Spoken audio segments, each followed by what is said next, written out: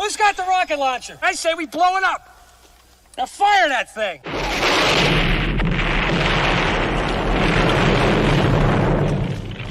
It's for the city of sports, playing with a giant Nick.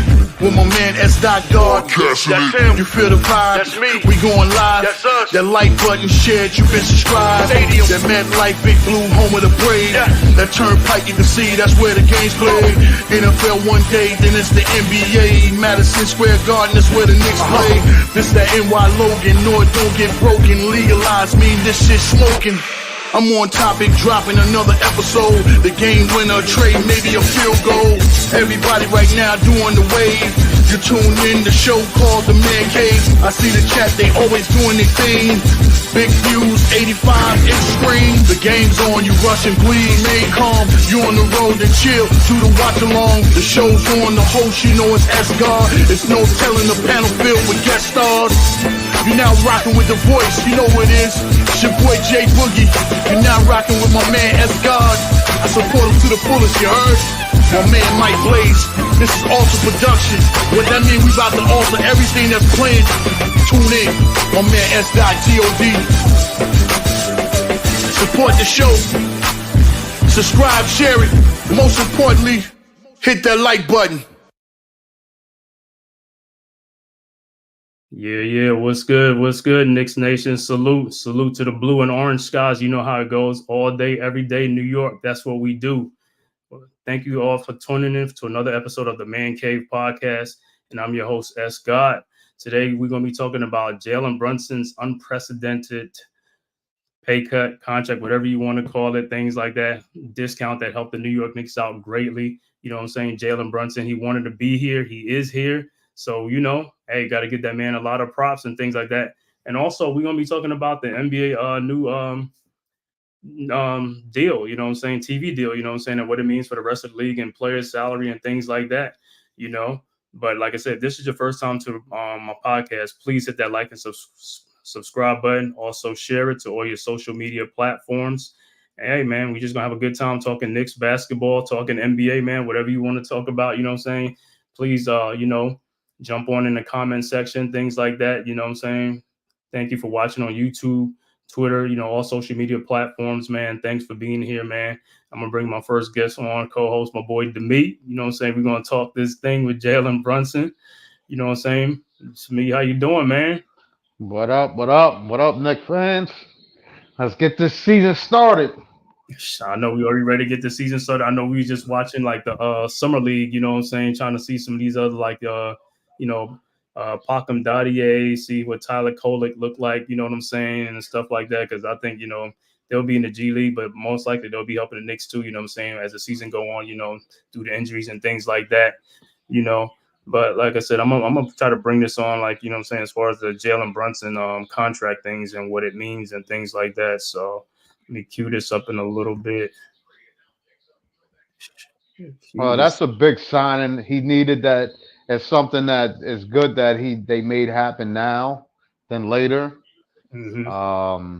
And it's a good thing that he went about it early so that the Knicks can have that cap space and do what they need to do. But like I said, he left. It was a lot of money he left on the table, but they promised him to further put that back on the back end for him.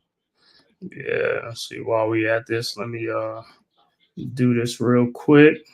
This mean for Brunson and for the Knicks as a franchise going forward? Well, Hannah, this is a massive development for both Jalen Brunson and the New York Knicks as a group as they try to keep this team that has made it to the Eastern Conference semifinals the past 2 years and just added the fourth member of the Nova Knicks, Mikal Bridges, to this team last month, together for the foreseeable future. By Jalen Brunson taking a significant discount on this extension, it sets the Knicks up to potentially offer Mikal Bridges a similar extension, either a 2-year deal in October or a 4-year deal next summer. They could also potentially extend Julius Randle, who's eligible for his own 4-year extension over the course of this upcoming season. And Hannah, they have the entire core of their team now together for at least the next couple years. In the case of these Nova guys, for the next 3 years or more, now that they've got Jalen Brunson locked up. And this is obviously a huge moment for Brunson, a guy who came to New York wanting to prove himself as a guy who could carry a team after the Dallas Mavericks did not want to give him a 4-year, $54 million extension a few years ago when he helped lead Dallas to the Western Conference Finals. And with Sam Rose, the son of Leon Rose, as his agent now, and Leon Rose, his first client as an agent was Rick Brunson, obviously Jalen's father. They like to joke that throughout his 9-year journeyman career in the league, he never had a guaranteed contract at all. And now his son has just been guaranteed more than $100 million and helps this Knicks team stick together for the foreseeable future, potentially as a contender atop the East. Mm-hmm. My competition? Hey, man, that was a big get for the Knicks, man. Like I said, man, and I know a lot of people are like saying, like, man, how could you leave $113 million on the table and stuff like that, man, and all this type of stuff, man. But at the end of the day, if you look at his contract, though, it's a 4-year deal, 156. He left 113 million because it could have been a 4-year. What's that? 269. Mm-hmm. But I thought it was was it 269 or 232? 269. Yeah, was it? Yeah, but the thing about it, but what it also do for him is like, even though it was a 4-year deal, the 4th year is a player's option, so he can opt out. So it's really a 3-year deal. So after 3 more years, he can opt out of his contract, and then he'll be eligible for a 4-year, $323 million deal. Or if he doesn't opt out, next contract he signed could be a 5-year, $418 million deal. Wow. There's no way. Yeah, that's what it is. I mean, I'll put it up on the screen as far as like what he's gonna say. I was like, yo, that's crazy, man. And all this is, you know what, because of that TV deal. That's what I said. We'll talk about that a little bit later. But yeah, man. So Jalen Brunson, like I said, he did something that a lot of players wouldn't do, man. It's like, yo, I give him much kudos, much props for that, because guess what? He's trying to help the team to be competitive, sign some players, like keep some guys on the team and keep us competitive and stuff like that, and give us some flexibility. That's the most important thing a team needs, is flexibility, especially with the cap. You know what I'm saying? So when he signed that 4-year 156, I was like, yo, that's great. You know what I'm saying? Because he could have just sat out, just played on this season and then signed that 4-year 269. You know what I'm saying? But he wanted to help the Knicks out. And like I said, helping us out, he's also going to help himself out too, because if you really look at it, playing in the New York market, you still going to make it up with endorsement deals. I ain't going to say you're going to make a whole 113 million, but you're going to get some endorsement deals, because now that he took a pay cut, you got some endorsers that be like, hey, man, you know what I'm saying? It's like, yo, they big time Knicks fans, so they're going to give him some endorsement deals. You know what I'm saying? And he going to get some endorsement deals.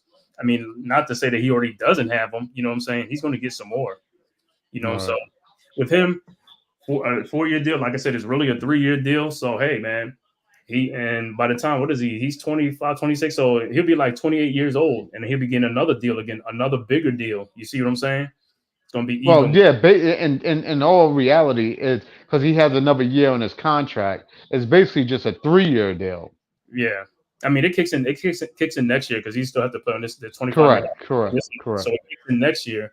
And then, like I said, he has a player option in the 4th year of the deal. So, like I said, it's really a 3-year deal. So he has the option. It's not a team option. It's his option. So you'll most likely he's going to opt out after that 3rd year. You know what I'm saying? So that way he can get into that next contract, which would be the bag. You know what I'm saying? So, like I said, man, that's unprecedented, because, like I said, I thought Tim Duncan had did it, but now, I think about it, Tim Duncan did it later in his career, and it wasn't to this magnitude. You know what I'm saying? Yeah, he was almost on his way out, because he only did it for LaMarcus Aldridge, so they won't go the tax or something like that. But this 156, like I said, a 4-year 156 for Brunson. Like I said, he's changed the culture of the Knicks. He's changed the perception of the Knicks. You know what I'm saying? He's putting the Knicks on his back. You know what I'm saying? It's like all these other dudes got to do is follow, bro. All they got to do is play their part, play their position, and you know what I'm saying? And we'll be right there, man. You know what I'm saying? We'll be right there. You know what I'm saying? Because if you look at the East, you know what I'm saying? It's like, hey, I'm talking about the Atlantic. I mean, just in our division, Boston and Philadelphia and us, those top 3 teams are, they like the top 3 in the East with Milwaukee. You see what I'm saying? I was about to say, yeah, don't forget Milwaukee's in there. No. You got Milwaukee and you got Miami, the Heat too. You know what I'm saying? But like and I said, Indiana. I mean, let's not count them out. What I'm saying, that they're gonna be like the top 3. You know what I'm saying? Indiana is good. You know what I'm saying? Miami's good, and Milwaukee would be right there too. You know what I'm saying? But right now, the odds, the odds to win a championship was like Boston is first, followed by Philadelphia, then New York is third to win a championship. Really? They Yeah, they got New York over Milwaukee. yeah, they got Knicks over Milwaukee and Minnesota and Denver. They got them over there. The Really?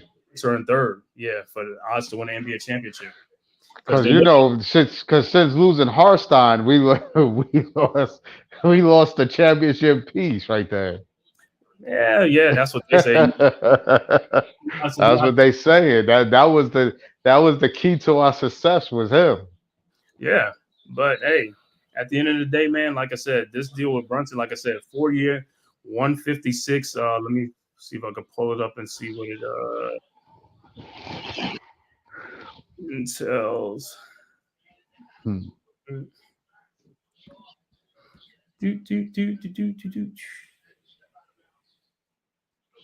Yeah, like I say, break it down, man. I was like, Shay, man, because like I said, he really could have signed for like the max and just wait till next season and stuff like that. But like I said, Exactly. he did us a huge favor. You know what I'm saying? It's like, hey, he understands it. You know what I'm saying? They said he took a little page out of Derek Jeter, Tom Brady, and some other guys who took pay cuts. You know what I'm saying? To for the betterment of their team. To try to win it. You know what I'm saying? Well, listen, I hope what Julius Randle sitting sideline, he saw how to, he saw how to develop the dog in him Mm-hmm.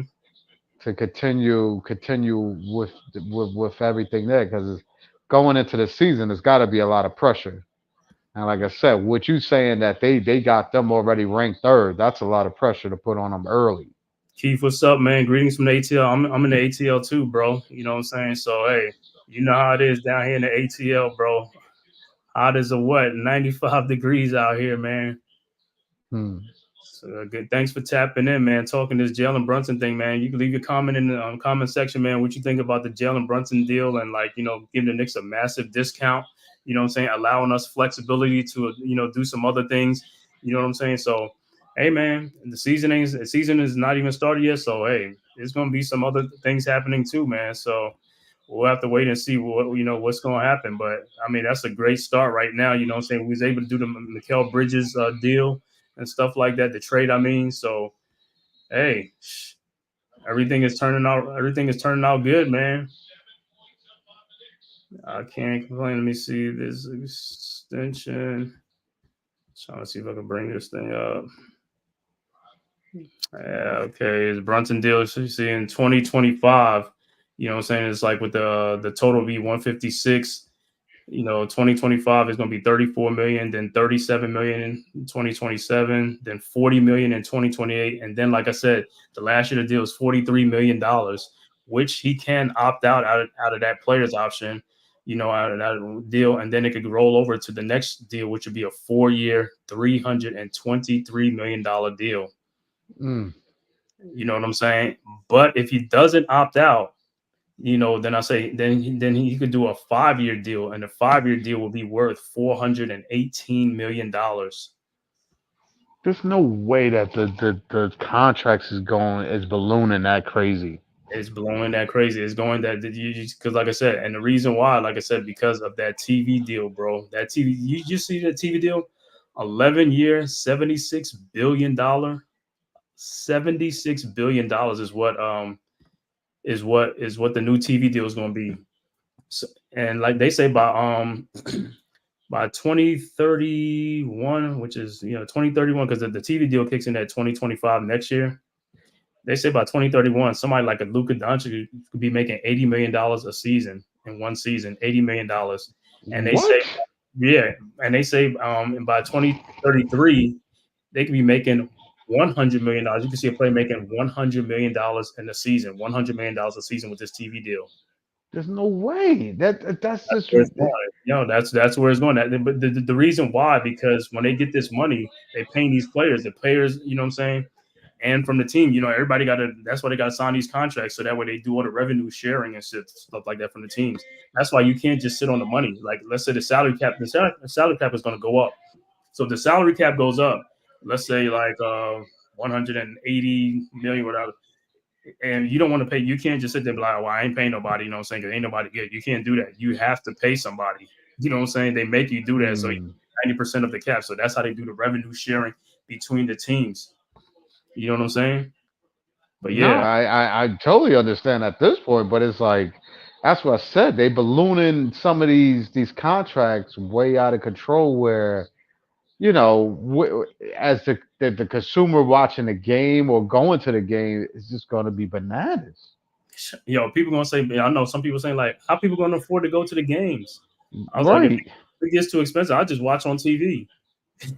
I just Yeah, watch. but I mean, eventually that's what's going to happen. You're going to have to pay for everything to do, like for you to watch. Well, you buy the NBA package or whatever. You're right. You already buy into it. But soon it's like HBO and the Showtime. They're going to start the, taking themselves away from these cable channels, so you could buy their network just to watch their network. Okay, well, check this out, right? Because guess what? I had an apartment in 1995, right? It was $600, right? For a No, one, well, it's a two yeah, bedroom, right? yeah, Now it's like $2,500 or $3,000, and people paying it. You see what right. I'm saying? I mean, Mm, that's like three times. Everything is just the inflation. Everything is just ballooning and ballooning, yeah, ballooning. It's getting out of. Trust me, it's getting out of right. control. But then if you look at that TV deal, the TV deal before that, you know how much the TV deal before that was? It was only for $6 billion, $6 or $7 billion. Right, right. Now it's 76 billion. That's like seven times, like no, like 10, 11 times that. 76 billion, not million, $76 billion. Well, that makes it better because now when they flip over to, I guess, the WNBA for next year, since they got more people watching, or they should get more money too going into next year too. Money was good, bro. Yeah, for the WNBA and stuff like that, man. It's gonna be crazy, man. Mm. But like I So said, every it's only gonna help the league, though. You know what I'm saying? It's like only oh gonna yeah, yeah, yeah, yeah, yeah, yeah, yeah, yeah. it's only going to help the league. Like I said, it's like, and I know, like I said, when you look at some of the things, when you look at it, it's like, you look at it like, you look at it like everybody's going to eat, man. Everybody's going to eat because you look at the what is it, the rookie extensions right now. Look at them extensions. 5 year 224. I mean 225 for Kay Cunningham. 5 year 225 for Mo Wagner. You see what I'm I saying? know. Yeah, I saw But that. But then they, his brother got the little BS contract. right, the 222, yeah, because they ain't paying. I mean, you talking about Maurice Wagner, the other one. Yeah, yeah. They gave him like the little BS contract, but they gave the brother the balloon contract. Yeah, I mean, he's the young star with Paulo Banchero. You know what I'm saying? That's their two pillars right there. You know what I'm saying? Yo, Yeah. somebody told me Paulo wasn't all of that too. I was like, I Who don't said, know about that. who said that? So, the young boy at work told me Paulo was not like that. I was Well, like, yo, I don't know what you've been watching. yo, listen, he might get the names mixed up with somebody else. You know what I'm saying? Yo, Because I listen. this, bro. I'm watching this young man's game develop like crazy, yo. Fast. Like you know when you watch Tatum's game grow, Yeah. yo, Paulo's game is growing faster than Tatum's game. But let me tell you something. Even when he was at Duke for that one season, bro, and I was like this, like before he even got to Duke in high school, and I watched him, I was like, oh my god, this dude's gonna be a problem. Because I mean, he was shooting from all three levels. He can do anything. You know what I'm saying? He can bring the ball up all three levels. He got in college. I was like, yo, his 1 year in college was great. You know what I'm saying? Then he got to the NBA. It's like, yo, yeah. Like I said, he's been working on his game, been working on that game. You know what I'm saying? So he's Right. And the difference between him and Tatum is, yeah, I think he played better at Duke than Tatum too. yeah. And nevertheless, he has the body size, the girth Yeah, on. yeah, but he's a power forward. He's like 6'10", 6'9", like that, but and 250. So I mean, he's always been, you know what I'm saying. So he played Yeah, but a lot of that's what dudes. I'm saying. His girth of his body size Hmm. helps him in his game against a lot of players as well. Yeah, because like I said, he has a typical NBA body, a 6'10", Right. 250 dude that Correct. Correct. he can shoot from three levels. You know what I'm saying? From Right. three, No, no, no. mid Yo, range, he's game well, inside.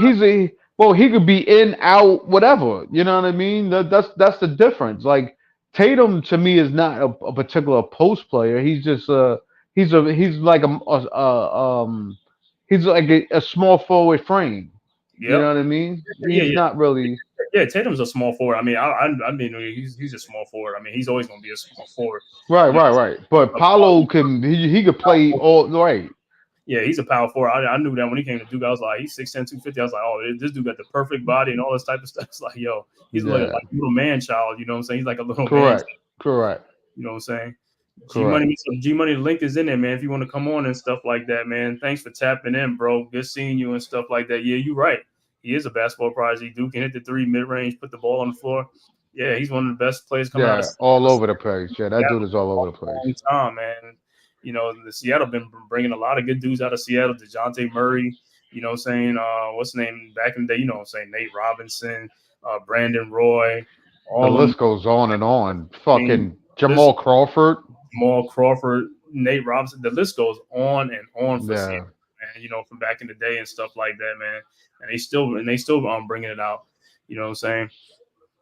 Yeah, you're right about Jalen Brunson. He's a warrior and a saint for taking less to help New York construct a championship, and that's another thing. Like I said, and because of what Brunson did, you know what I'm saying. Now, what's name say he's going to take a discount too? Mikal Bridges when his contract come up. So it's like, hey, the more the merrier. You know what I'm saying? The more the merrier. You know what I'm saying? Well, listen. I wasn't looking for Mikael Bridges to say that. I was wondering if Julius Randle was gonna pop in and do that. Gee, What's what's going good? on? What's What's going What's shaking on? and baking? happening? Yeah, What's man. cracking, sacking?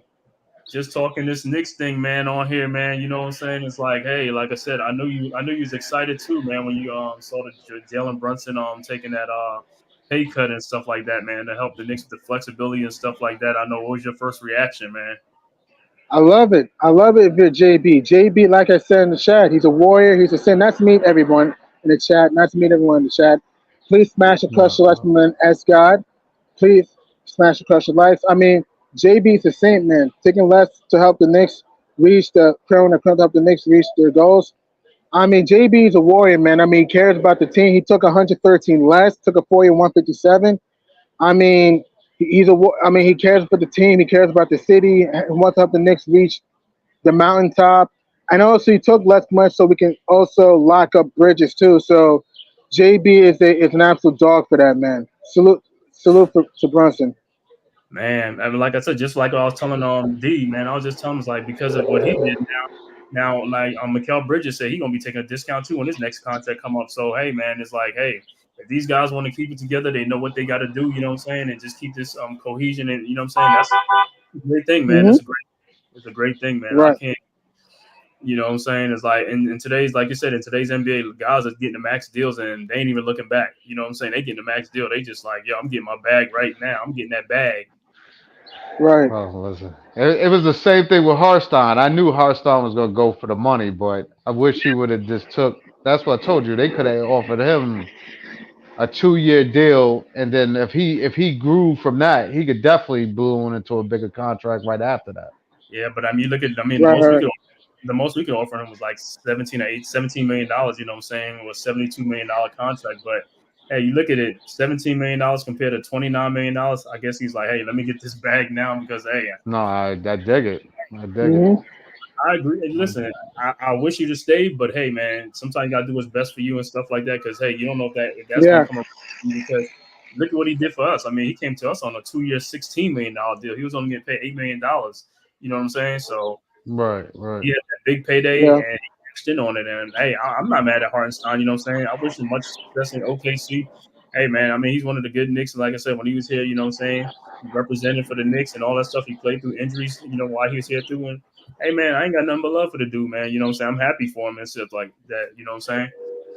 Yeah. No, he put blood, sweat, and tears on the court when he played last year, Hmm. especially last year through a lot of injuries. Look, he went and he chased the money. Nobody could be angry about. The Knicks couldn't offer him, and I would have been mad if the Knicks would have offered him something like that. I don't think his talents was 29 million in the bag. Yeah, $30 million.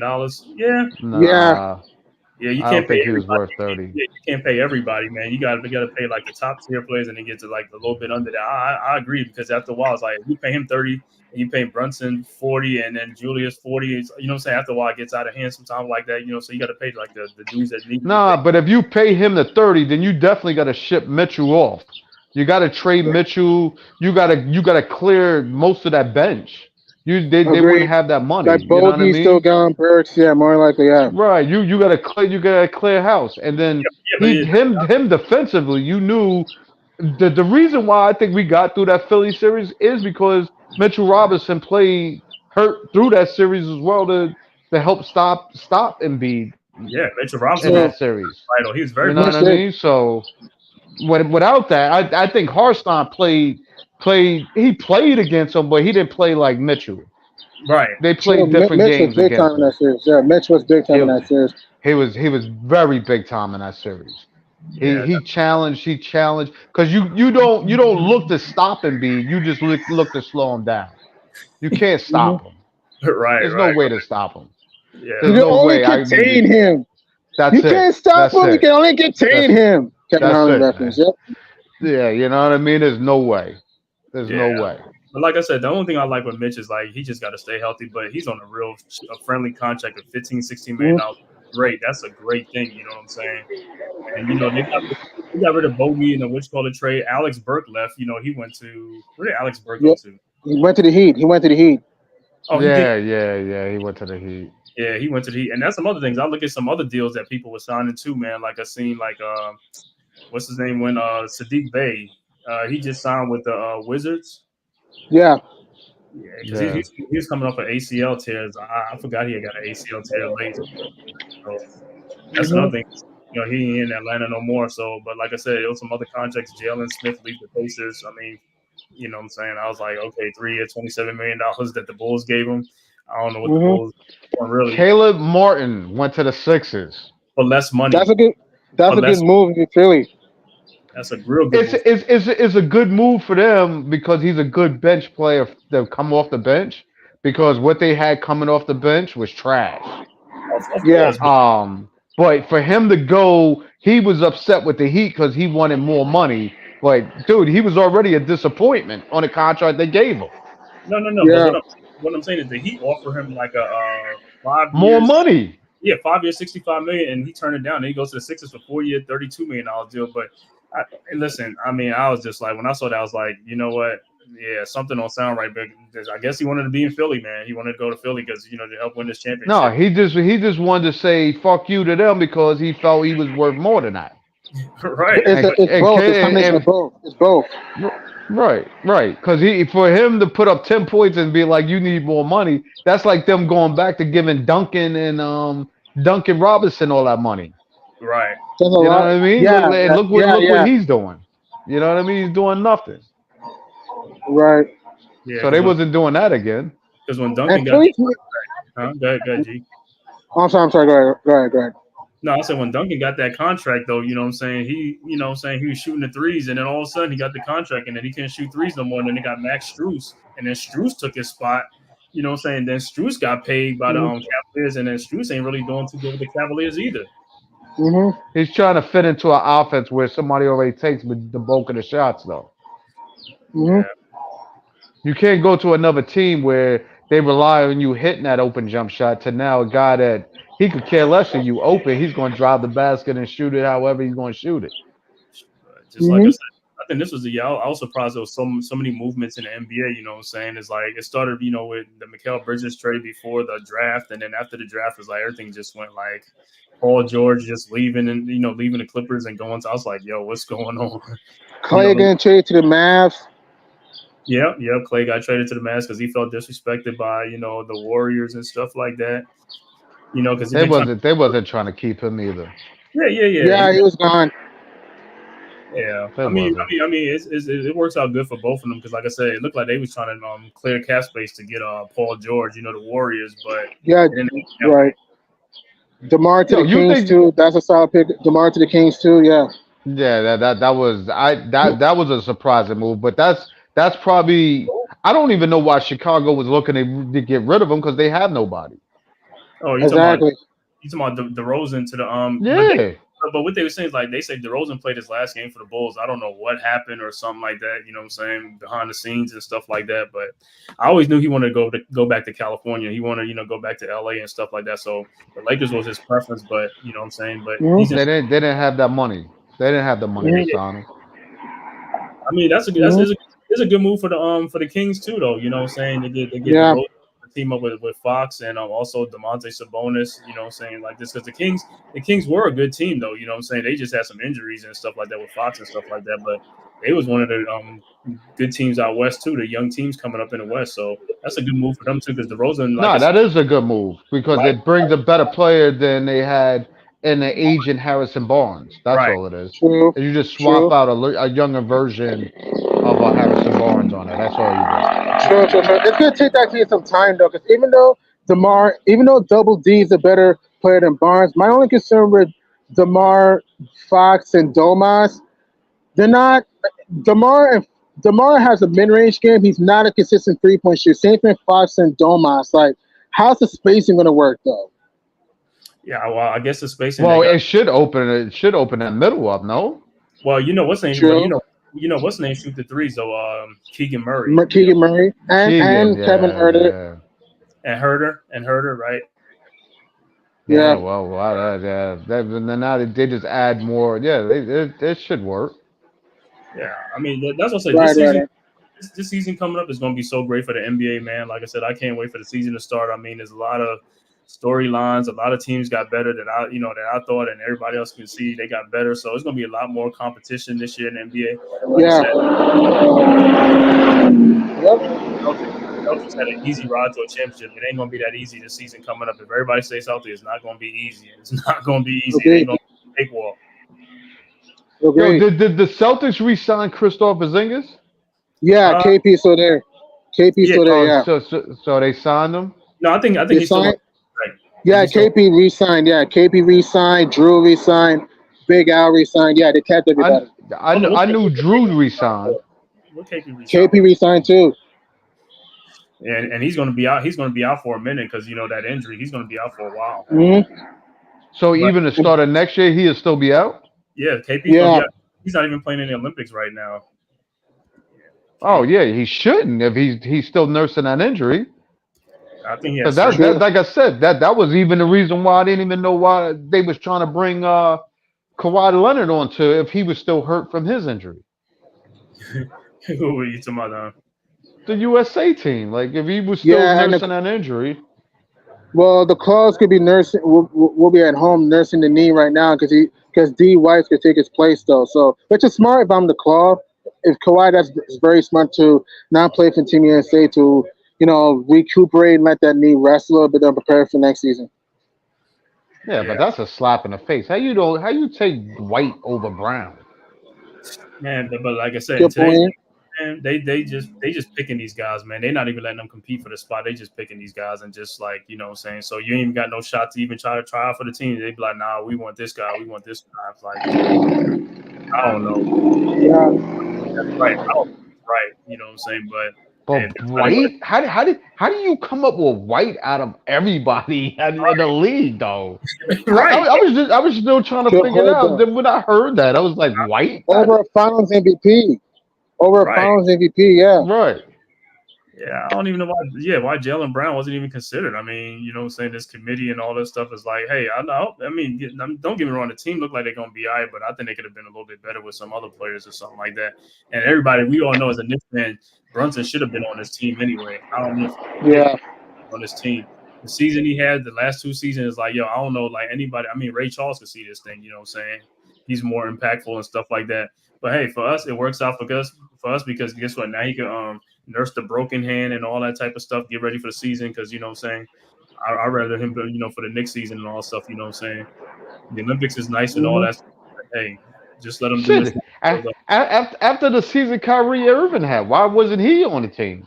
Kyrie said the same thing. He had a case, Yeah, he said the same thing too about like they're not competing. He's like, I remember when people used to compete for spots on the team. Now it's like they just, I guess they send you a thing in the mail or something like that. Like you made the team. I don't know, a care package. Oh, word. I don't know. No Kyrie, no Dame. I mean, Kyrie had to me a re. He had revitalized Yeah, year. Yeah, a resurgence. Yeah. Right, you know what I mean? Because if you shitted on him the year before, at least this year he came in, he played. You didn't hear no drama around him. He just Mm-hmm. played. They played good ball. yeah. Who's Mm-hmm. the They point? went to the NBA Finals. Who's the point Yeah, guards for? Dallas went to the big dance. Yeah. I know it's Halliburton, Drew Holiday. Who's the point guards? Halliburton, Drew Holiday, and somebody else. I forgot who it is. Who's the other point guard? Um, I know Drew Holiday's on the team. I didn't think Drew Holiday should have been on the team, but hey, Again, he was I good. don't know where. Like you said, it was a tryout, so Yo, nobody went to any tryouts to try out for the squad. They just was like they listen. sent out letters who they wanted to be on the team. I guess the committee put it together. You know what I think? Because You know what I mean? but a lot of these guys' contract depends on things like that. So they just like helping these guys get these extra bonuses on their contract compared to letting them compete for the spot. You see what I'm saying? Because you get more Mm-hmm. money if you're on the Olympic team, if you're on this and stuff like that, but you're not letting the guys compete for it though. That's what I'm saying. And these things are in these guys' contract. If they make certain Mm-hmm. teams like that. So my whole thing is if that's in the contract, you should let them compete for the spot, not just give it to them. You see what I'm saying? That's true. That's But true. that's how it goes. Yo, I got another one for you. Who you think would have is having a better career? Uh, Russell Westbrook or has better numbers? Russell Westbrook or Steph Curry? You said better numbers. Better Yeah. numbers.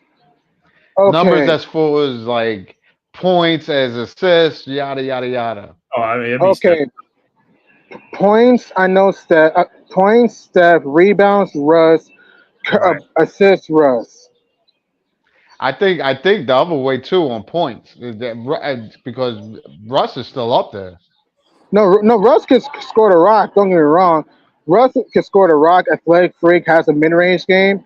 I think Curry is a better all-around scorer though. Three ball. I mean, layup package. Yeah. I think Curry averages more points though.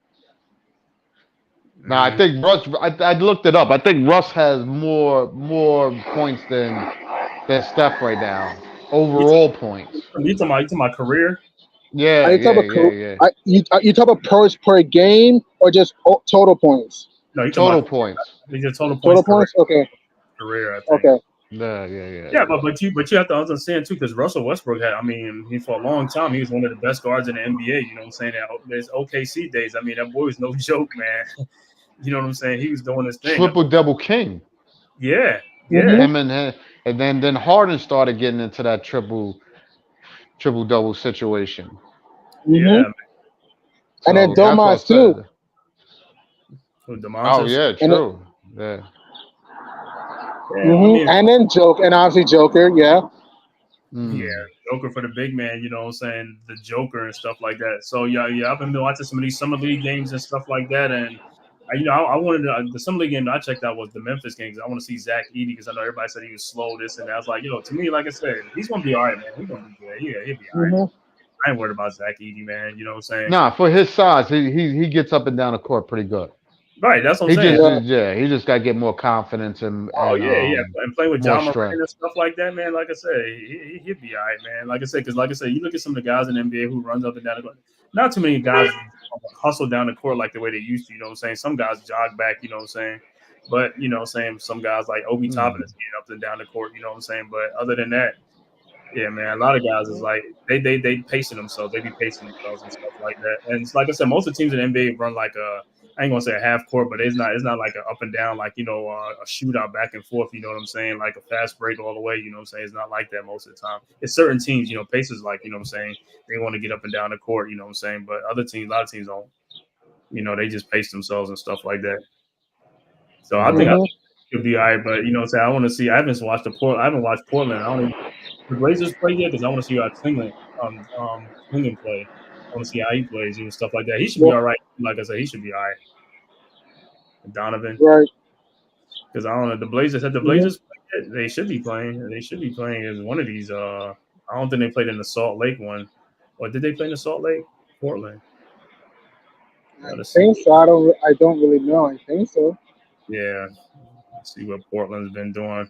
But yeah, but like I said, man, as far as the whole thing with like you said with the Brunson deal, like I said, man, I guess we all on here, we all in agreement with Brunson and stuff like that, man. The 4-year 156, like I said, I mean, me, like I said, everybody else would be like, yo, you take the 5 years, the 269, you way too much to get the 269. But like I said, man, the guy's a team player, this and that. Mm-hmm. He wants to win this championship because, like I said, I think that's the most important thing for these guys, just to try to win this Mm-hmm. championship. And the guys that's on this team, like I said, man, these guys ain't afraid of no pressure, no nothing. These guys are here. They trying to bring home the championship for New York. I mean, we haven't had a championship in 50 years, man.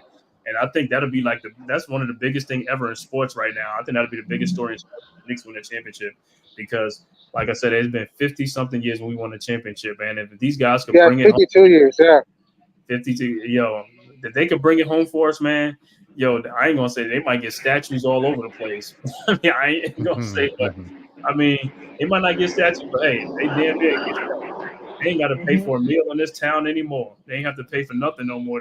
They win the championship to New York City, man. And you really think the Knicks should go with Bridges at the 2, starting at the 2 guard? I think that's when he's gonna be at the 2. I think because Ananobi's You have no choice though. He's not a real. You have to put him at the 2. Yeah. But you want him in there because guess what? Like for the defense too and all that stuff is you know what I'm saying. So the starting lineup should be a defensive unit with Mitchell Robinson, Ananobi, and Mikal Bridges and stuff like that. You know what I'm saying? You got 3 guys that can play defense and they long. You know what I'm saying? So that makes it even harder. You know what I'm saying on teams and stuff like that because they got length. That's the most important thing because Mitchell Robinson is long. He's 7 foot, but he's long. You know what I'm saying? Yeah, but I'm just trying to look what the second lineup would look at. Then you would bring Hart and DiVincenzo off the bench to make the lineup on the second lineup smaller. Yeah, but you stagger the team though. You stagger. Sometimes you might keep Randall or Ananobi when they come in. You can stagger the team. So it just depends on how he wants to do it. You know what I'm saying? So I'm not even worried about that. So that makes it even better, you know, because DiVincenzo, they come off the bench. You know, they playing against some other teams second unit. You see what I'm saying? And you got to look at what they did in the playoffs. The way those guys played in the playoffs is like, I ain't gonna say that. And they wasn't even starters. These guys was really coming off. These are our bench players that was playing like that in the playoffs. So they got so much confidence and so much, you know, continuity and stuff like that. It's gonna make our team even that much better because now they're gonna come in off the second unit and be like, hey man, you know what I'm saying? It's like we're gonna take it to these guys in the second unit. You know what I'm saying? Because I mean, they play good against the first units and against a lot of teams. And that's I dig that, but it's just I was just trying to size up the fact that for the second unit you're going with a much smaller crew because then you got Deuce that's still there. You know what I mean? So you got a lot of smaller guys that you're trying to integrate into that lineup. Yeah. That are just you're just you know. So maybe listen, we'll see how it works. And at the end of the day, you want firepower coming off your bench if you can get some guys. A lot of it. Right? Because that's something that the Celtics don't have that we have. The Celtics have a good 5 starters, but they don't have no bench. You see what I'm saying? Because if you talk about who comes off the bench, is it Al Horford come off the bench? I mean, Al Horford, Xavier Tillman, Sam Hauser, Payne Pritchard, O'Shea Brissett, Cheetah, yeah. Yeah, they got a whole fucking arsenal. I mean, of people that come off the White. I mean, well, they didn't start White. No, White starts. White starts. White starts. Yeah, he starts, and now with KP being out, because KP is not going to be there for the season. So I mean, at the beginning of the season, Big Al's going to start. Where KP out? Start. So that means, like I said, their bench going to be even weak. Because Xavier Tillman is, like I said, let's be real. He's decent. I'm not scared of. You know what I'm saying, Xavier Tillman. You know what I'm saying. Sam Hauser, yeah, he can shoot the threes and stuff like that. Pritchard, yeah, he'll shoot his little things like that, but he could be contained. He could be contained. What do you mean? Pritchard be killing people, man. Yeah. Yes. Yeah. You know what I mean? Ask the Mavs. He was hitting shots from Venus.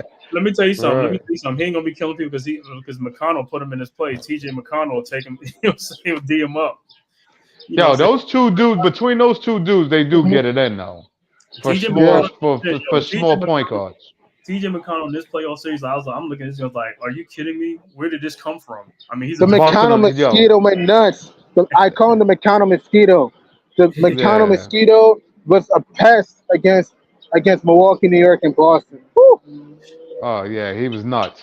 He was definitely in his bag with a lot of stuff, and between the both of them, I can they he really put their game together. kept them in the series. He kept them in the series. I mean, he's going like That's 18, what 18, 19, 20. I'm like, man, mid range drives. Doing on mid range Right. drives. Correct. He was nailing threes too. man, Right. he was getting offensive rebounds.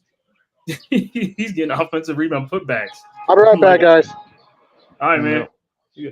But yeah, man, like I said, man, in the playoffs, like I said, man, it's like, hey, them guys was doing their thing, man. But like I said, as far as the contracts, like I said, man, let me see if I can find some other contracts and stuff like that. I was just like, yo, this is crazy, man. But like I said, a lot of dudes got paid this off season, man. I mean, I know Buddy Hield he did his little signing trade. Where did he go? He goes to the Warriors? I think Buddy Hield went to the Warriors. Yes, he went to the Warriors. I knew for some reason that the Sixers was iffy about if they wanted to sign him. That's Mhm. why that Caleb Martin thing became available. I think the Sixers wanted to re-sign him, but I think the Warriors offered him more money. Of course, he went for the more money. He said the Warriors offered him more money. Yeah, because I think they gave him 2 year with a possible but third year option. Yeah, something like that. Let me see. All Because right. like you said, they freed up that money for Paul George. Yo, Paul George thought that was disrespectful that the Clippers offered him a 3 year 150. How was that disrespectful? No. What happened was they offered Kawhi the 3 year 150 first Kawhi sign. So what they wanted to offer Paul George was only a 2 year $60 million deal, and that was the first. And then, yes, that was the first offer. Yeah, the 260. Then the next time he said, well, if you give him what's the name the 3 year 150, give me the same thing too. And I don't know that, but I think he wanted a no trade clause in his. Oh, that was it. No, they did offer him a 150. The only thing they didn't put in the contract that he didn't want a no trade. Right, that's what I'm saying. Is the no trade? That's what he wanted. That's what he didn't want. And the Sixers basically gave him a 4 year. Of course, he ran for the more money, but they gave him the 4 year plus the no trade. Mm-hmm. So that's why for sure he left. Mm-hmm. But nah, he tried to say that was disrespectful. I was like, how does that disrespect? They was giving you basically $50 million a year. That's disrespectful. They basically was giving you. See, the thing about it, the reason why he said was because when they first did the thing with Kawhi, they just gave Kawhi the 150, you know what I'm saying, with no problem. For Paul George, they wouldn't give him the same thing, the 150. He had to keep. No, they didn't. Yeah. They didn't. He had to go from season to season, you know, through the season. He had to go through the season, you know, to get that contract and stuff like that. I apologize. Someone's calling me. Yeah. No, you good, bro. But like I said, it's like the Paul George thing is like, yeah, he felt disrespected by the Clippers. The first offer they made him 2 years, $60 million deal and stuff like that. I mean, come on, he came. Wow, let just the same contract and be done with it. You know what I'm saying? And you know why? Because they offered Harden 2 years, 70. Right, 70. That's a waste. Yo, they got 2 years, 70 for Harden just to dribble. This dude dribbling drills on the court. Come through the lane and throw his up. Come through the lane and throw his arms up in the air like he got. Well, he don't get those calls no more, so he's not putting up the numbers off of those calls no more. Tell me about it. It's just dribble. It's just dribble, step back, dribble, step back. Yeah, the same rinse and repeat. Yeah. Yeah. Hold the ball, and then all of a sudden try to find somebody to get something off. You know, with 4 or 5 seconds left on the clock after you dribbled out the time. That's not going to work in the playoffs, though. It worked a few games in the playoffs. It worked for a few games in the playoffs. It didn't work. It didn't work entirely. Yeah. Well, no, it never down the stretch for them. It never worked for a long period of time because under what's the name's offense, they were just trying to be up and down. Remember, they was the ones that went with that try to go with the super small lineup. Oh yeah, Mike D'Antoni. Yeah. Mike D'Antoni's shit. With the Rockets, yeah, with not PJ, with fucking Austin Rivers, PJ Tucker, Austin Rivers, PJ Tucker fucking as the center. Right. Oh, that was 'Cause- ouch. That he yeah, was small like Jerry exactly. Mouse. Yeah. Right, Yeah. right. And that's when they gave up Capono and sent them to Atlanta. Yeah. Yeah. Capella. Because before they had Howard, and then they went Howard, and they went with Capella. Then that was like they Yeah, just Capella, yeah, to fucking Atlanta. Hmm. And once they gave up Capella, the whole team went down. To me, that was the Hmm. dumbest thing for them to give up Capella just to go with small ball, and it never worked out for them. Big time. It didn't work out for the Rockets at all. Big time.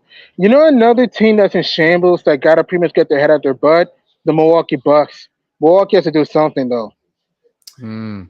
yeah, because their identity has changed. Like I said, they used to be like a high scoring up and down team, but now with Doc Rivers as the coach, they're more of a like slow it down and stuff like that, almost like a half court team. And Hmm. I don't know what I don't, you know what I'm saying? I don't that style is not conducive to them, but hey, if that's Doc Rivers, man, we'll see what happens. But I don't think it's You gonna be good. don't you don't have the players to be up and down the court no more. And I just don't think the Dame Greek Freak combo worked. I thought Dame was gonna be the peanut butter to Giannis's jelly. Well, Right. that didn't happen. Right. Well, hey, Well, like I it's still listen, that was one season. They still could work. well, we're No, gonna it could. I don't know if it will. Could? Yeah, it could. I don't think it's going to though. Because here's the thing though, Dame needs the ball, Giannis needs the ball.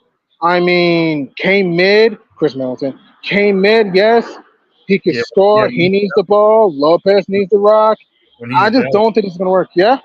when Cade Middle's available, that's the thing with him, is he gonna be available now? Is he Right. a knee injury? That was the biggest thing. Oh, and Yeah. He was out. He was out majority of that season as well. So you was lacking somebody in your offense that's another scorer oh, in that offense. and you know what's name left too, right? Malik Beasley left. To the Oh, Pistons, yeah. okay. Who?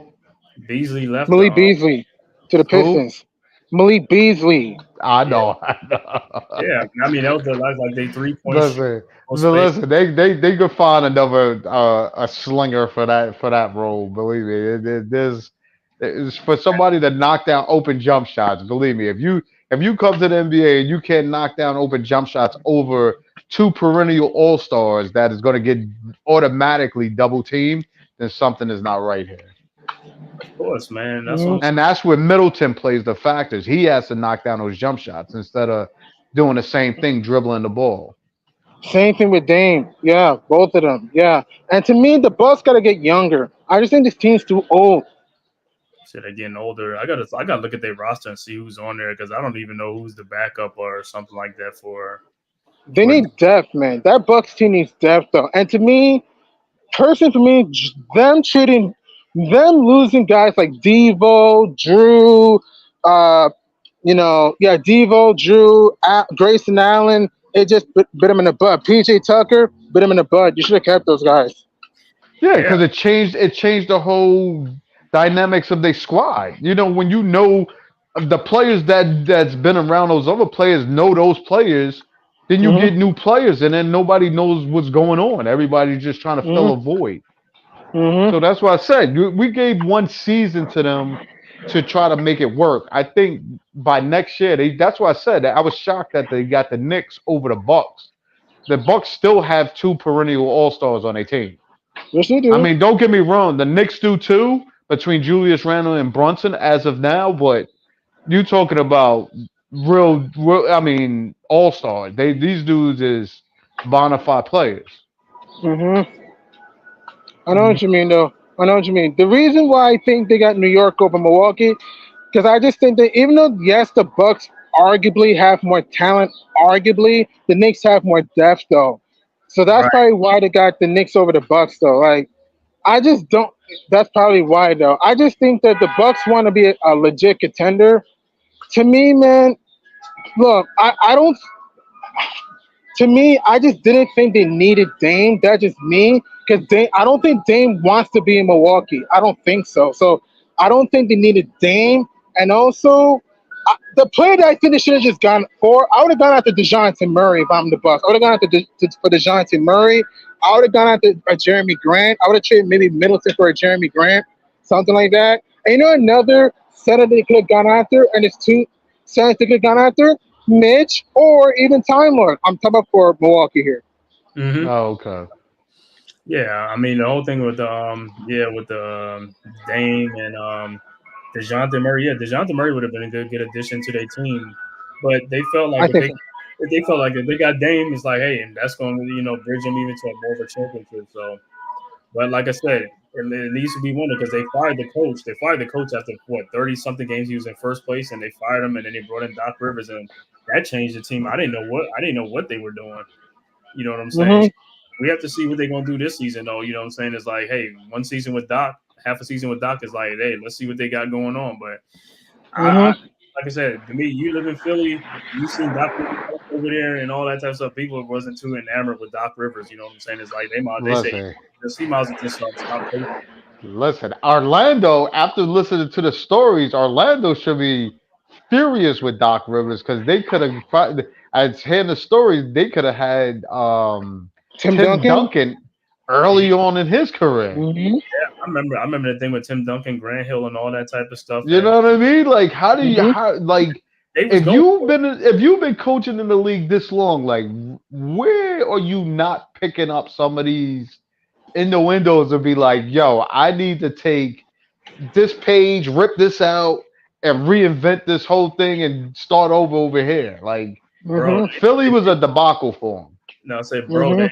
they said that deal was done. That deal was done with Grant Hill, Tracy McGrady, and then Tim Duncan. They was going to Orlando, and Doc Rivers messed that thing up with one little comment on one thing he didn't allow, and I was like, oh man, that's what it was, because we never find these things out when it's happening at the time. It's find out No. later. Grant Hill said his wife said if he's not coming there, and she was like, "What are you talking about?" After that comment, you can see his face. Nobody read his body language. Nobody. That's what I'm saying. I have no idea how he fucked that up. Yeah, because Man. You could have had another dude to Mhm. add to that fucking Grant Hill roster. Forget about it. That's a Who championship knows? team right there. I think so too. I think so. I yeah, agree.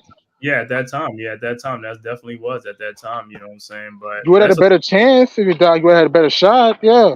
I mean, you find out a lot of things later on behind the scenes that you'd be like, oh, that's what happened. That's what happened. I mean, just like you saw the one with Gilbert Arenas talking about us with the LeBron thing and all that stuff. You know what I'm saying? Right. It's like, I was like, yeah, hey, Imagine that shit. Grant Hill, fucking Tim Duncan, T Mac. oh, that would have been sick, bro. That would have been Who sick. knows? I think so too.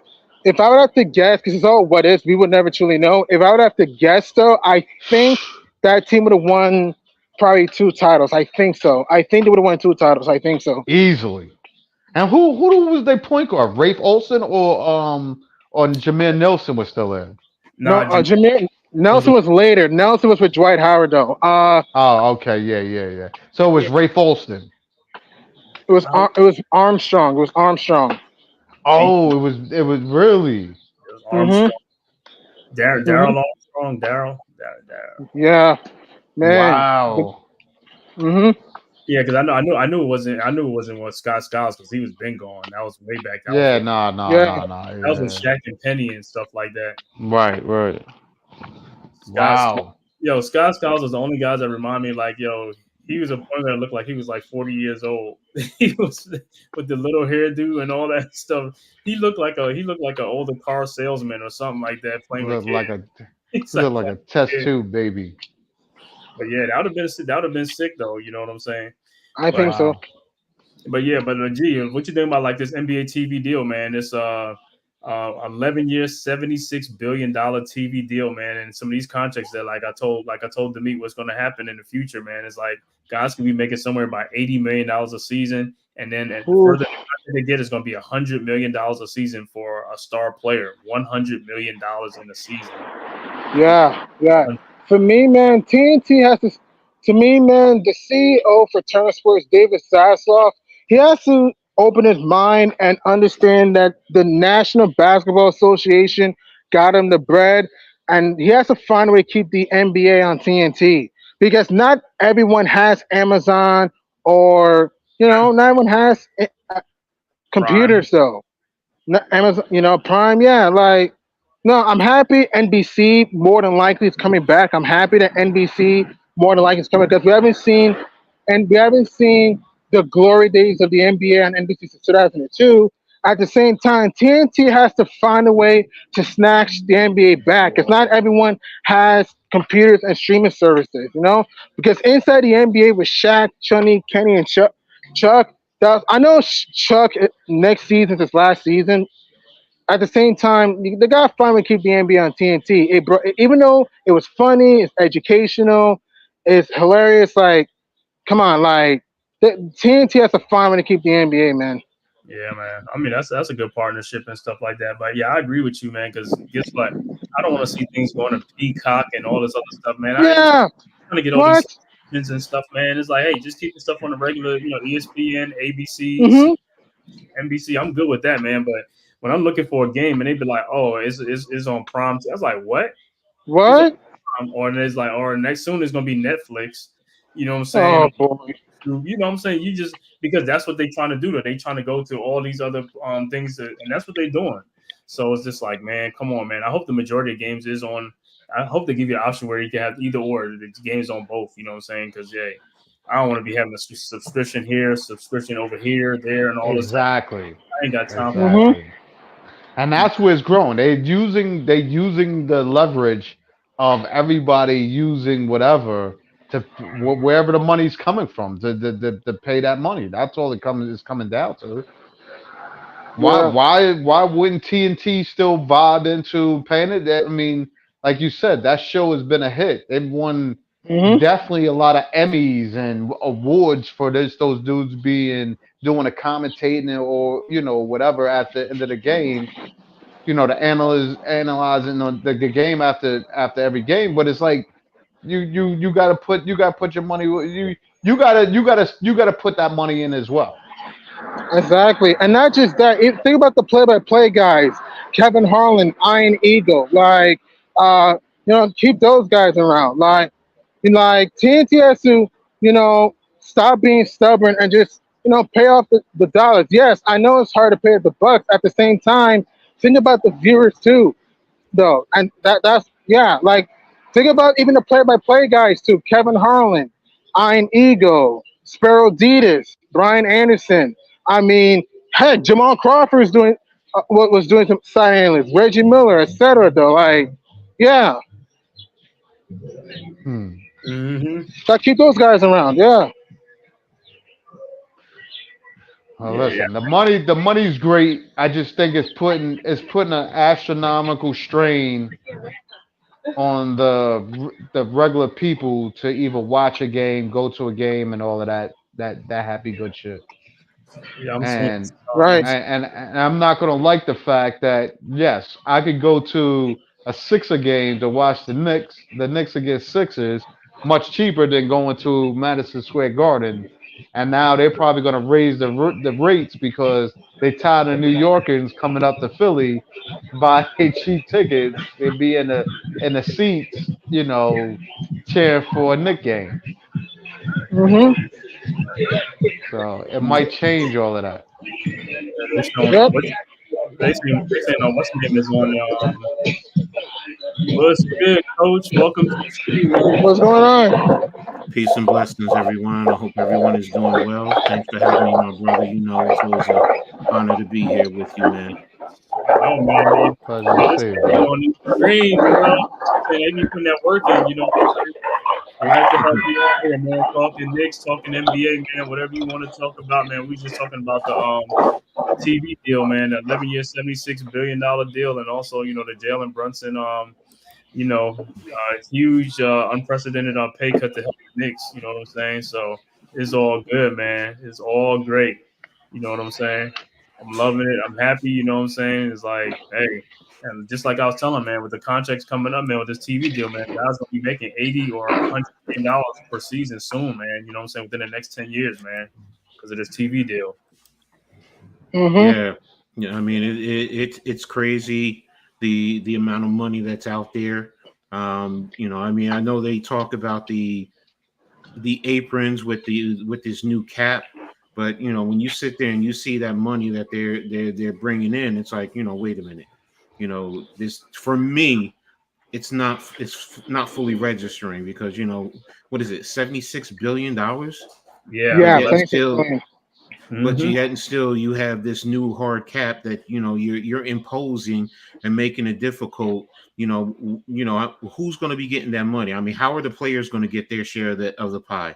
Because if you have a hard at a certain level, the rest of that money is going where? I mean, in the NBA, it's flush with money. So it just baffles me sometimes. When I sit down and I try to think about the money that's going on out there. But hey, as long as you keep giving us a quality product, and as long as the Knicks can go and win a championship, that's all I care about in the end. I want to say so. I don't even know what the salary cap is like by that time. If we think gonna go up to 250, $300 million salary cap, you know what I'm saying? If they going up, I mean, they getting all this money. I mean, the cap can't stay the same. It can't be like what 100. It's going to keep going up and up and up and up and up. It's going to keep skyrocketing. Yep. You know what I'm Exactly. I mean, when you sit there and saying? what's up, Jacob, man? Thanks for being here, man, and Good, following Jake. us. Make sure, Jacob, you go to everybody's channel and you hit the like and subscribe if you haven't already done so. So, you know how we do. But it's Daniel Berry. crazy when you sit here and you think about it because I sit here and I say, look, the next contract for Jalen, which he can opt out in about 3 years, he can end up getting 35% of the cap. So yeah, like you said, what is the cap going to be? And then with all this TV money, and now you're going to all these other stations, how I mean, I'm trying to process. If for those of you who don't know, I'm big on players getting their share of the pie. I mean, they're the ones out there performing. To be honest with you, we follow them. So, and I understand owners are in the business of making their money. Don't get me wrong, but sometimes it's crazy how the owners want to get more money than the players when the players are investing as much as the owners to some extent. So, and when you see a Jalen Brunson, I mean, his next contract, you can make up 5 years up to 413 million or something like that. Yeah, 5 years, Mm-hmm. 18 or 3 years. What Yeah, year? Was it 323? 4 year, but 323 or that's 30. That's supposed to be 35% of the cap. So that's telling me right there the projections are the cap is definitely going to raise. oh yeah, Because if you're telling me that's 35%, then okay, when you break it down, year by year on average, okay, you're telling me this is what he's getting 35%. So now this is what I'm saying. Okay, this is the cap. That's what it's going to. But now if I take the $76 million over, I'm $76 billion over what is it, 11 years, and you break it down, then it's like I'm sitting here trying to do the math. like 7 billion a year. You know what I'm saying? seven Yeah. million dollars. They're gonna be making that money, man. They making that money. Where is all that money going? I mean, my mother was an accountant, so I grew up around numbers. So it's like, okay, wait a minute, the math don't add, man. The owners are the ones that's going to be eating most of that money. Well, and you also got to think too, like the commissioner. The commissioner makes Mm-hmm. his salary just like the players too. So Mm-hmm. $50 million a season. The commissioner, just like just his salary alone. And you think about that, and that coach's salary, GM salaries are non-inclusive in that, if I'm understanding correctly. So, hello, where's the money going? Owners, where's the money going? And unless I'm overlooking something, I just say the owners are the ones really, they're the ones really benefiting for the most part. Yeah, I just got to see more of it. I have to see more of the. I just know that the amount 11 years 76 billion, but I don't know how it breaks down and stuff like that. I don't know. Yeah, that's like to break it down, see how it entails, like how what is going to be for the players, what's going to be for the coaches, what's going to be for the owners and things like that. And then, like I said, even with that money, it's like you look at that 1176 billion, like the WNBA, you can help them out too. Getting $76 billion, you can help the team. They are affiliate of your league because they're called WNBA. They're not like some other league. WNBA, just like your league. You know what I'm saying? If you only, it's like, yeah, have these girls play in your arenas, whatever, you know what I'm saying? Pull the curtains halfway, if you know what I'm saying, like they used to do, you know what I'm saying? But don't be having them play in some like college arena or some little what's that event center or whatever you want to like the Liberty did when they were playing in Westchester County, right. for that little bit. No, I mean, you're right. I mean, the NBA has to do better by the W. I mean, first of all, if you look at the salaries of the women, we're talking about, guys making, 30, 40 million dollars, and these women, the most, are making $260,000. Right. They make it basically what the trainers make. Yeah. Now you look at the Angel Reese and the Caitlin Clark, what they're bringing to the W, this draft class, what they're bringing to the W. They're bringing more eyes, man. They're bringing more eyes. They're bringing more fans to the arena, and that's just going to benefit. And yeah, everyone needs to eat, man. Everyone needs to eat, and sometimes I always go back to the owners, man. And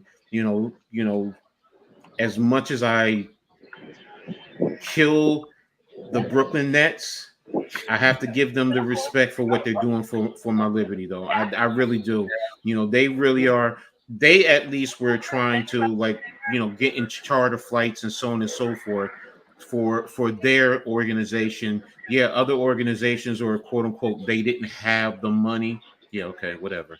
I'm not, like I said, the math ain't the math ain't adding. So then they be saying sometimes they be like, oh, because we use the arena for concerts and things. Oh man, come on with the concerts and things, bro. You ain't having a concert every single day of the summertime. You know what I'm saying? It's like here and there, yeah. Once in a do it like we do it during the NBA season. Like when the team is away, that's when you have a concert. When they home, you know what I'm saying, let them play in the arena. Well, it's all scheduling. It comes down to scheduling, but I like you just said, I think they're getting more of a draw where that money now can do the numbers what that concert is doing now. What's going on, guys? As long as they can still put people in an arena and buy the food and the beers and from the concession stands, believe me, they're making their money. Exactly, and that's why with this draft class, and I'm gonna be honest, the classes that are coming after them. I mean, I've been a WNBA fan since day one, so I know I'm old, but I don't care. I've been following women's basketball since the mid '80s. So we was in there with Teaspoon and Cynthia Cooper. Exactly. So we're right there alongside you with that. So don't even worry about that. But that's my point. That's my point in the classes that are coming after it. Like I can't wait for Juju's class. I can't wait for. Yeah. And it's like and for those of you don't know, I'm a big Rutgers Scarlet Knight. I mean, I'm looking at the freshman that they have that's coming in, and 5-star. And like if you go watch her game, man, she's from Jersey, rep to Jersey. I'm sorry. He's Jersey. Yeah, I'm Jersey. So, yeah, but her game is there, and if they develop her, that's what I mean by the women's game is going to grow, and hopefully the economics will be equal to that. And then look, New York, let's rep. I mean, let's get double championships, the Knicks and the Liberty. That's what I'm looking for. Don't even jinx it by saying that now. Don't even start that now. It's a little too early for that, don't do that. All right. I'll be nice. I'll be nice, man. So, listen, I love that idea of that, but listen, it's a little too soon for that. I get you. But the point being is, we are the Mecca. New York is the Mecca when it comes to basketball. For sure. And that's what I'm looking for. I mean, we can kill them all we want, but we need Brooklyn to step up to really say that New York is where basketball is at. Everybody wants to come to New York to play, whether it's in Brooklyn or whether it's in MSG. They want to come to New York and play. And let's make that money here. And let's really rep New York. And Brunson is showing the way, in terms of doing what he did, and I all praises, all respect to him, Jersey boy. Sorry, I had to throw that in there, So, but he's showing, look, we had this stigma for a while that no one wanted to come to New York. Well, I'm sorry, Mr. KD, Mr. Kyrie. What's up? What's up, man? They tried to introduce that idea, but they just never. I don't know what that was that they tried to do over there. Hey! They still went to New York, but that stuff imploded over there. I think they brought in the wrong coach at the time. They changed the coach. They had a good coach. They changed them. They changed the coach that they wanted. Yeah. Look, the thing about it is, in the end, I'm glad they didn't come to the Knicks. Thank you. You did us a big No, well, favor. that's what I said. Yeah. You know what? And I told my uncle that I was like, "Yo, I'm glad they didn't come to the Mhm. Knicks with that nonsense because it Exactly. just never panned out. All of a sudden, No. now they never knew how to figure it out. You Well, wanted to get together, and then all of a sudden, when you got together, nobody figured it out. Everybody had issues. Nah, Exactly. yes, keep that over Right. there. Keep that Exactly. nonsense over there. Exactly. We got what we deserve, what we've been Right. waiting for the longest while. Most of it. I can go back to the days of Rory Sparrow and Louis Oh, Orr don't and don't do it to you. go Yeah, come to on. We could take it back to the King era. Come on, take it dude. We back. could go. Bernard King is my all-time fave. I'm sorry, he is. Listen, Right. they nothing far from mine either. You know Yeah. what I So, mean? So but when you take what it I'm back to those guys, Yes, and that's the thing. And now after the dysfunction from Patrick Ewing era into Sprewell in Houston to now, it's like yes, we deserve this, and you know what? Let's go, let's do what you got to do. Bring the people in, and guess what? More and more cats are going to want to come to New York. So all the so-called superstars, Kyrie, KD, LeBron. I mean, LeBron, I loved you when you was in high school, but now it's like, you know what? You know, let's go. Let's rep New York and do what we got to do. So Me personally, I want these guys to win the championship without those other guys, so that way we can say we won this championship. We ain't had no big superstar coming. That's what I want. And like I said, if they do that, then nobody can say like, "Hey, you're gonna need this." It's like, no, we don't need this. We just need a team full of determined players, hardworking players. You know what I'm saying? Blue collar players. That's what we want. Guys is dogs. Mhm. You need a lot of dogs on your team and guys that's gonna perform.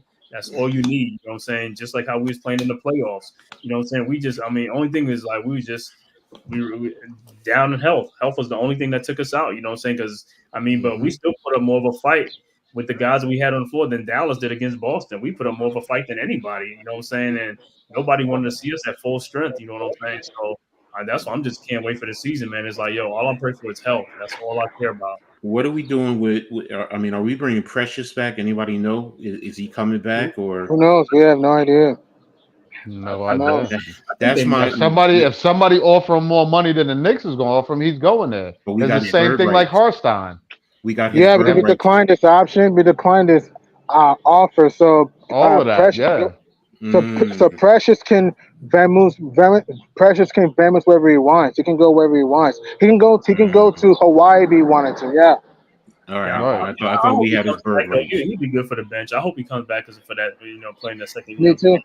I hope he comes back because I think they declined his option because it was like $6 or $7 million. It was something like that. So they probably give him for Well, another deal. well, they had to decline that because they didn't know what Brunson was going to do with his signing. So that now they see what cap space they got. Maybe they'll bring him back. Who knows? And then, but you know, what I'm saying, so the which call too is like I didn't know it was going to include him in the trade, but like I said, like I was telling Coach on this show, it's like I'm glad Shake Milton helped us out. Yeah, big time, big time. I wasn't expecting that. I'm not gonna lie, I was not expecting that because all I kept hearing from Nets fans is, "Oh, we want Deuce, we're getting Deuce," and I'm like, they're not giving you Deuce, but. I'm like, well, what are we gonna do though to solidify this deal? Because we can't let it go back. No, So I know. I was saying the same thing. And when I heard Shake Milton, I'm like, yes, that's all I needed to hear. So you ain't getting Deuce and Jericho. I want to see what we're gonna get from him.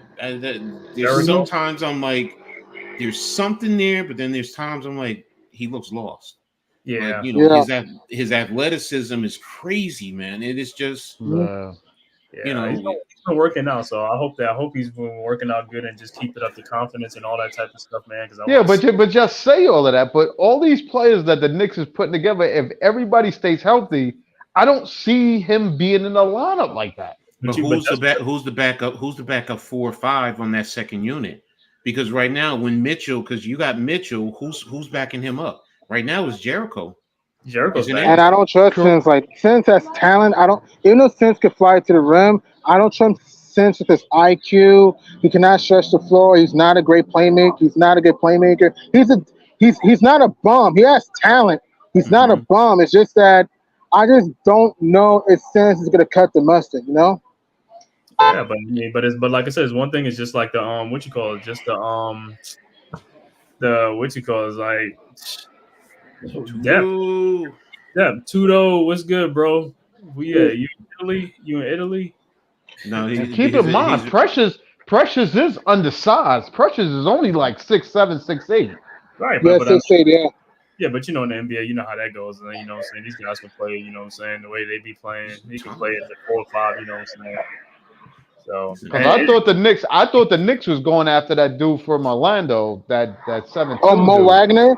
Oh, Mo No, Not Wagner. Mo. No, not Mo. Jonathan Isaac.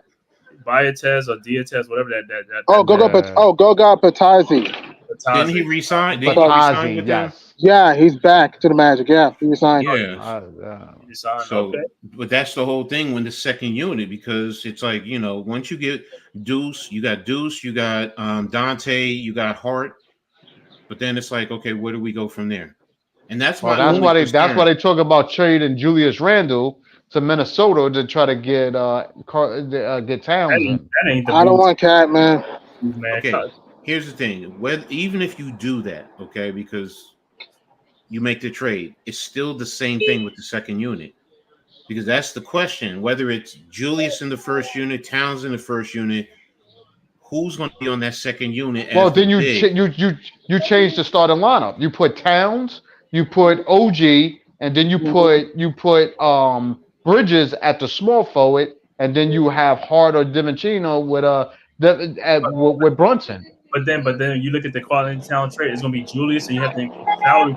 You have to be Julius, Bobby Robinson. You're going to have to give us some players salary. The salaries have to match. That's the first thing. That's because the Knicks can't bring they can't bring in more money than they're sending out. So Julius is what, 30 something. He's so 30. And then how much is Towns making? Towns is making close to 50. So that's is probably, he? Oh, that's right. Oh, okay. So that means that you're going to give up Mitchell. So that's two right there out of your starting lineup. So you're right. And it goes back to what do you do with your second unit? Even if you put OG at the 4. Okay, I get it. That's fine. You know, whatever. But the thing is, with that second unit, when you sub out Karl Anthony Towns, that's why I'm saying, is it Jericho? Who do we? I mean, is it one of the rookies It's still back to the same. Yeah. Yeah. That's what the Karl Anthony Towns trades bring is like it's just like the salary is going. You have to give a Julius to somebody else too, and that's one thing you're going to start taking away from the team. You got it too, though, man. I'm gonna try and tap in, bro. Good luck, man. When you get back, man. I know you're gonna go out there and rep well, man. So playing that soccer, okay? Nah, rugby. Oh, rugby. He played rugby, right? Yeah. So, look, man, that's one sport I thought about back in the day, but it's too much running for my big fat ass. That's why I was like, I'm a DT, I'm a nose, I'm a one tech. I ain't doing all that damn running. No. I think well, first off, all that running with no pads, no nothing, just straight up tackles. Yeah, that's just straight up. That's like playing, you know, football back in the day with nothing, you know, tackle football. That I could deal with. It's just like I said, it's the running. It's hitting somebody. Yeah, I could do that. That's fine. That's fine. Right. I get the hit, but to run, it's like soccer, going from one end of the soccer court to I can't do that.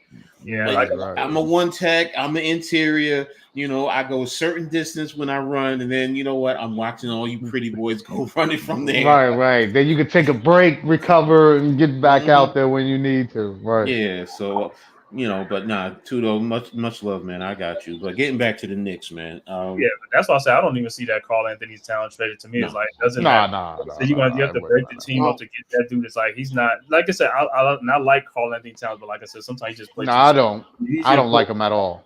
He just plays. He didn't play in the playoffs.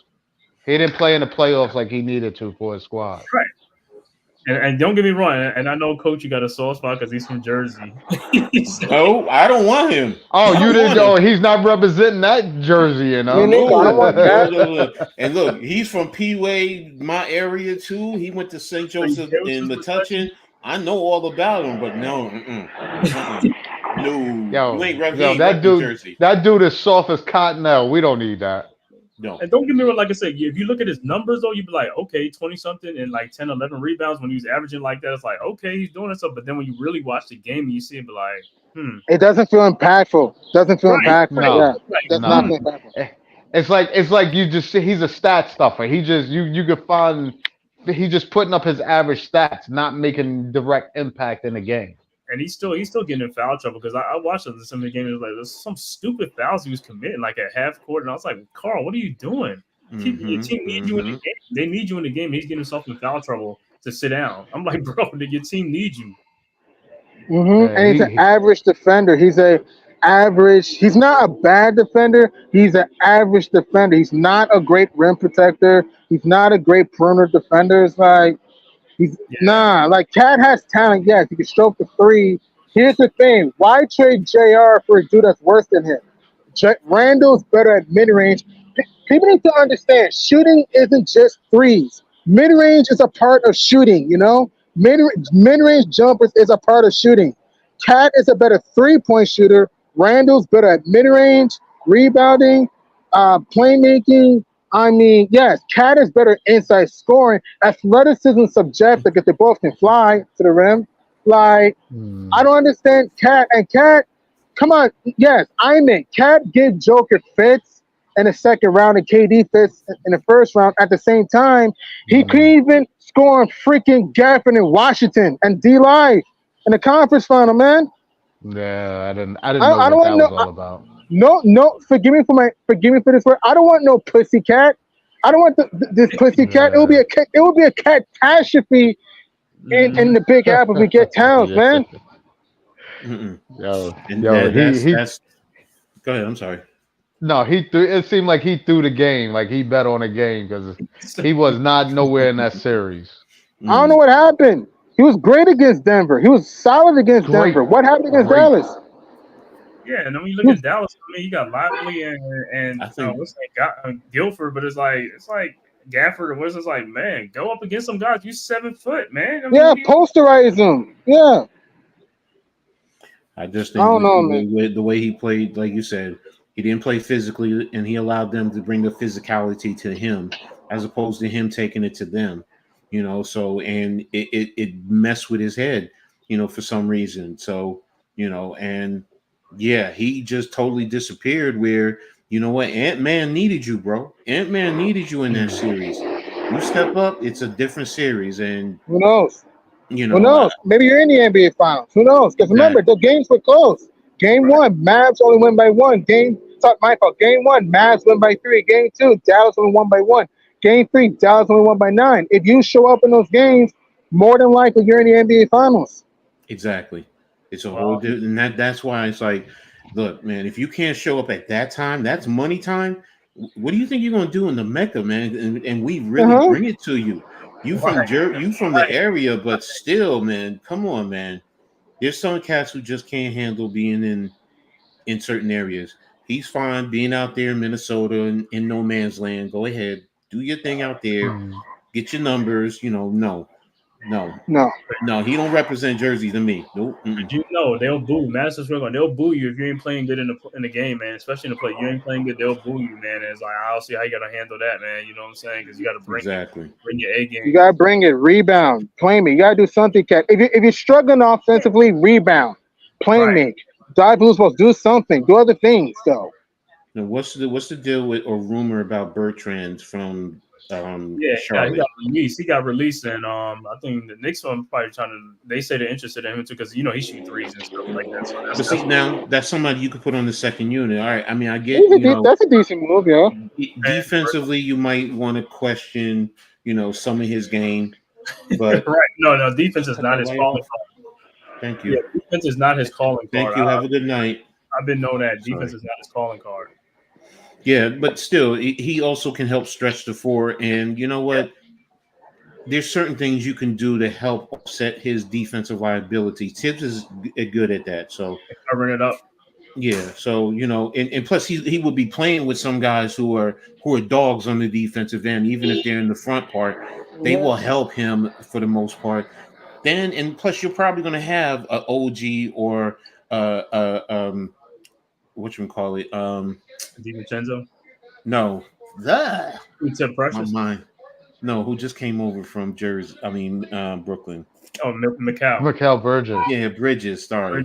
Bridges. You could still have one of them in the starting line, and remember that's one of the Right. things that Tibbs did. OG was always at a lot of times running with that second unit, so you can put him at the 4, which will still help out if you had a Bertrand, because Bertrand, what he's going to do is spread the floor, which is exactly what you want to do. It allows Deuce to try and attack the paint on occasion. You can get Devo, even Josh. You know, Josh is going to attack and facilitate. So. Yeah, He can you take know, Scarlet Knights, baby, represent. some of Josh shots that Josh don't be hesitating to shoot because Bird's hands ain't going to hesitate. He's just going to pull the trigger. See, I think he would. I'm not saying he's a game changer, but he's somebody on that second unit that could help and give us something, And it's not going to get. He like Bogey. He could be like Bogey. It was a little shooting. Yeah, but Bogey was a little bit more. Bogey could still facilitate, or he can take you off the dribble a little bit. Bertrand's is not like that. Bogey could, yeah. Bertrand's is really a spot up shooter. Pick and roll work in that regard. He's cool. I'm fine with that. I'm just saying he's a big body and he can give you something with that second unit. Because I'm looking at the landscape. Who can we really get? We got some young guys, but we got the last pick. I mean, I've heard everyone talk about him, but until he plays, come on, Ariel. Yeah, the 7 foot center from Germany. Aren't he playing in? Don't they play in the summer league today? It's finished. They played at 5 o'clock. Oh, I didn't get to see it because I've been. Yeah, well, I don't even know if they lost. I know their game was close, but I ain't know. Yeah, they lost. They lost to the Hornets. Yeah. Yeah, it's all good. But so Bert's hands, so he more like a discount double check. He like Steve Novak. In a sense, yeah. That's the illest celebration right there, man. After them threes, that dude like hit that thing. It's like, hey, that's all he had. Yep. That's all he had. Yes, sir. he was doing this thing with that double check though. Or who would have been other than is like McDermott. I think he's still a free agent. I thought he was with Indiana still. I think he's still with the Pacers. Yeah. Is he? I thought he was a free agent this year. I didn't think they re-signed him back because I thought he was available. I don't think Dougie McBuckets is a free agent. I thought he was. I have to look on there, but might not be. But I know, like I said. Well, speaking of free agents, what about Gary Trent? I heard that Gary Trent. Would you consider him? Yep, Gary Trent. But it's like, how much money do he want? Because he wanted some money from Toronto, and he want to give it to him. So now, wherever team he goes to now, he really ain't gonna get that money. But isn't he more of a wing player as opposed to a big? No, he's a wing. The wing. He's like a shooting guard. Yeah. So, yeah, I mean, because remember, you have Devo, you have Josh Hart. So right there, that's kind of like, we got way too many. Yeah. Yeah. Yeah, we'll be too small. So I'm looking at my focus is a big for that second unit. That's really what I'm focused on. Right. I mean, because they want what's the name from Utah. Cost too much. Walker Kessler's going to cost too much. So. Oh yeah, no. There's no way you can get him right now, in my opinion. Utah already said they want. First of all, Danny Ainge wants to bend us over the rails and do everything he can. Right. That's his thing when it comes to the Knicks. He wants to farm Papa John. He wants to farm Papa John's pizza, a whole barn. Yeah. Yeah, man. Yeah. So it's. I love the thought of him. I like his game, his physicality, what he can bring. But it's like, what? And I understand why, in some regards, looking at his game, why Utah would ask for a lot. So, but in the same token, now we can get him for, whatever. Then yeah, let's get him. I thought it was one first round pick, but I told my rejected two first round. But I thought they turned down two. Yeah, man. Mm-hmm. Come on, bro. Mm-hmm. So I get it. No, I'm just like, you know what? No, right now it's you know what do we? It looks like it's going to be Jericho, and then we got to play the field and see what happens once training camp starts, and then once the season starts, you have to see what happens because right now it's I look at the landscape. I also look at the money because Yeah. that's the thing with me. I always look at that CBA, the new CBA now. We Mhm. are at that second Apron. Yeah. apron, and it's Mhm. like okay, well we can only do but so much. So it's like okay, you Oh, can't bring back. are we at it after the Brunson thing? Or we added because of the Brunson thing, or because See, I I thought we don't. still The 15 Brunson deal doesn't kick in until next year. So whatever his salary is no, this year, we still $16 million under the apron. But if we sign Precious or Mhm. something like that, then it's like we could still use them. Something like 5 of them. see Something now mid if we level. get Precious, if we have Precious, then I'm like okay, I'm fine. I mean, unless you find somebody who is going to be more beneficial. But Precious knows the system. He did give us something last year. You I know, agree. other than going up against Embiid, who in the East do you really, on a if he has to fill in for Julius, I mean, if he has to fill in for Mitchell, do you really worry about as far as the center? I Mm-hmm. mean, what other centers? I mean, now, I mean, I just like I said, I just don't see any big main centers that I'd say, okay, well, if you had Precious and he had to go in and start, what's up, Earl, man? Thanks for Mhm. tapping in, brother. Who is he going to? I mean, if he goes up against an Embiid, yeah, we got to do things defensively to really limit his touches, especially with the other pieces that they have. But you know, I mean, damn, I forgot their second unit, Drummond. Can he handle big ass Oh, Drummond? right, Yeah, true. Because That's big. And then that they was got Eric. something the Knicks was looking at was Drummond, and he wound up Yeah, going to the Sixers too. that's a big solid pick. If Philly's making some moves. Getting Eric Gordon too is big for the 76ers too. I Gordon, know Yeah, six. I I know forgot he Sixers went there fans. too as well. I know Yeah, Sixers fans that are hating Caleb it. They're Martin. like they hate that. They're like, why do we get Eric Gordon? I'm like, I what? know He's to a me good that was 3-point shooter. Caleb Martin was good for them, but Eric Gordon, I don't know about that. They just want Right. Eric Gordon. That's about it. I think that's about it. You know what I'm saying? Caleb was big to me because I told my man Mitch, I said, not only is that good for you and what he brings to your unit, but you hurt Miami. You really did Mhm. Oh, hurt that's what Miami. I said. Right, correct. Yeah. Yeah, Mhm. you gave it back to them. Yeah. So My boy's a Heat fan, and he was saying the same thing. He's like, man, he said Caleb did that in spite, man, because we gave him more money, offered him more money and stuff like that, and he still turned Correct. out he signed for a cheaper deal in Philadelphia. He's like, well, I mean, hello, he's saying Philadelphia is going to basically be in He position to think go for a they right there. championship. Correct. Yeah, Correct. Miami is not. Like I right, was saying, when I tier it, I'm like, it's Boston, then it's New York, Philly, and Milwaukee, then it's Orlando, Indiana, Miami, and I forget one the more. Cleveland And Cleveland, yeah. was Yeah. in. Yeah, so in I mean, if you want to argue Miami is right underneath them because they lost Caleb, then that's fine. But when you sit down and you look at the East, it's like, okay, that's how it's tiered in my opinion. Right. So and then of course the rest of the toilet teams, led by Brooklyn. So Mhm. And Yeah. a little side note: Kyle Lowry sounds back with Philadelphia. That's a good Roll, move. Well, roll eyes, right? Because he's trying to win that well, championship. well, well. Look at their roster right now. I know. Kyle Lowry is their start. It was another starting guard right now because they don't have anything. Unless you want to say Caleb Martin is the starting I guard. mean, that's the second unit. They looking at their second. Kyle Lowry's No, on no, Lowry has to come off. Lowry may have to come off the bench because the Who's starting starting? five. he's The coming off the bench. start the Sixers starting five will be Maxey at the one.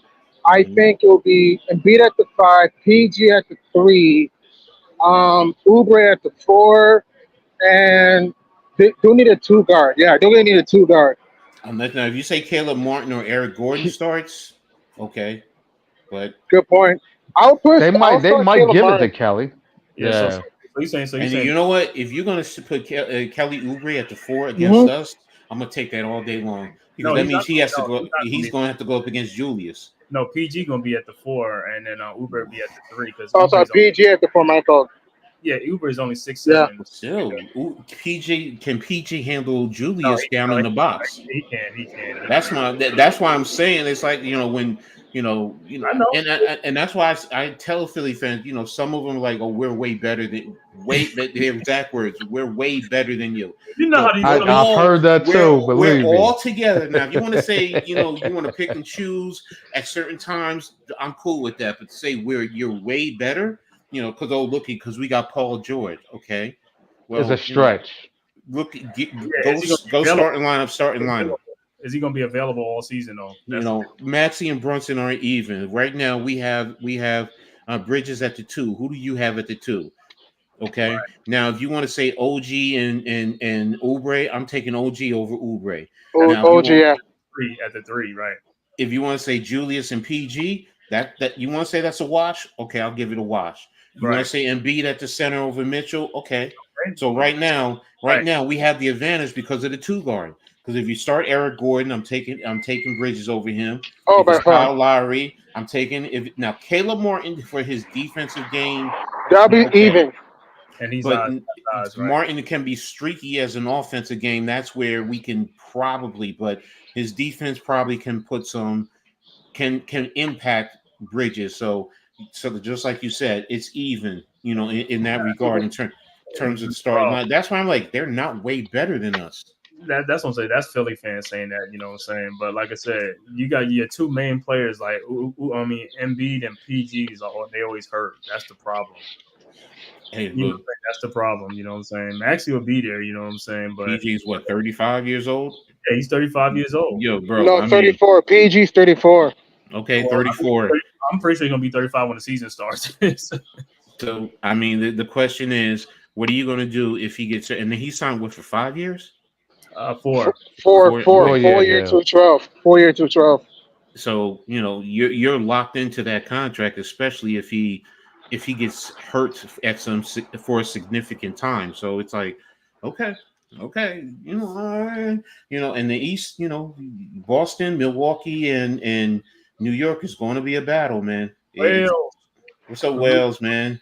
Thanks for tapping in, brother. Appreciate you. So I'm telling you, the Atlantic Division is going to be a battle between the Knicks, the Sixers, and the Celtics. Those top 3 teams are going to be battling all season long. It's going to be. Well, I want to also see Cleveland, though. Like you said, what are they going to do? Because didn't they just offer Mobley a big contract, or they're talking about it? Yeah, Mobley's about to get the 5-year, 225 too. You know what I'm saying? Yeah. So now, if you do that, does that mean they're trading Jared Allen? He's still there for right now, you know what I'm saying? But listen, I don't even care if they keep both of them because, like I said, they're not physical either. Neither one of them is physical. That's been their biggest problem. No, it's not that. But what I'm saying is, in terms of going up against, Philadelphia, they not, like I said, with Embiid and Drummond, they can't handle them because they couldn't even handle Mitchell Robinson by themselves. You know what I'm saying? So they definitely not handle Embiid. They too thin. They too thin up front. Well, Jared Allen doesn't play that bad against Embiid. He's a string bean. That's the problem, though. He's a string bean. Mm-hmm. So he doesn't. Mitchell can against Robinson Mitchell. Problem. He gave both of them a problem. Mitchell Robinson gave both of them a problem. Against Robinson and Julius, and against those 2, I'm taking us. Mitchell's going to get the offensive rebounds. They can't handle that. So Mobley is not going to be able to handle Julius. Now he's talented. Don't get me wrong, but nah. And then what are you going to do with what's his name now that Mitchell signed back? Is Garland? Is he going to accept his role? Yeah, I heard that too. Like he was saying, like if they was going to sign Donovan, he's going to ask for a trade. But you know what I'm saying. But I haven't seen it. But they saying the trade market's not good for Garland right now. That's what Cleveland's saying. So I don't know what's going on behind the scenes over there, but they need to get it together because, like I said, I wasn't too impressed with Garland either in the playoffs because they needed him to step up, and he didn't step up in the playoffs. Not really. In the East, the only teams I'm concerned the most with is, of course, Boston. It's our division. That's it. Our division. That's it. I am concerned with Orlando. Orlando did seem to give us a problem last year. And getting KCP is big for them. Yes. Yes. But the thing about it, see, like the thing with Orlando is like I don't even Orlando and Boston. We never really faced them fully healthy either. So I don't know what this. I had to see them fully healthy against Orlando and Boston. Those are the two teams that we really didn't have fully healthy against them all season long, most of the season. So I have to see how this team looks against them. Philly, You I'm know, fine with. Indiana, look, Indiana, yeah, they won, but they won back. against a decimated team. If we're at full strength, no, it's not even Right. close. It's Yeah, they not. ran it Sorry. back. They didn't make no big addition. Everything looked like Nope. they brought the same team back. Nope. Brought everyone back, so no major additions. So, and I look, go right ahead, sit down and think that you got their guys stepped up and played some great defense. Again, we didn't have our full squad, and if it wasn't for OG getting hurt, we were going to beat them with a half a roster. Oh, no, man. I already know, man. That's why I was like, oh, man. I was just feeling, I was like, man, can we just like get somebody healthy back, man? But I OG, agree. At the same time, we really could have. I agree with you. At the same time, we really could have won that series anyway. We really should have won Game 3. The Nemhard 3, we were Hmm. up 9. And again, I Mhm. get it. I know the Knicks were injured, and I agree with you. At the same time, and again, I'm not arguing for Ben Mathurin. I'm not. I'm just saying Mathurin is the Pacers' third best player. I get it. OG is arguably a better player, and I get it. Mitch and Randall are huge too. I'm Mhm. saying the Pacers losing Ben Mathurin, that's key for Indiana. So Yes. Indiana wasn't healthy, so let's be objective. let me Well, I'm tell I'm you, just being saying. objective, but the it's thing about it is they were down one key player.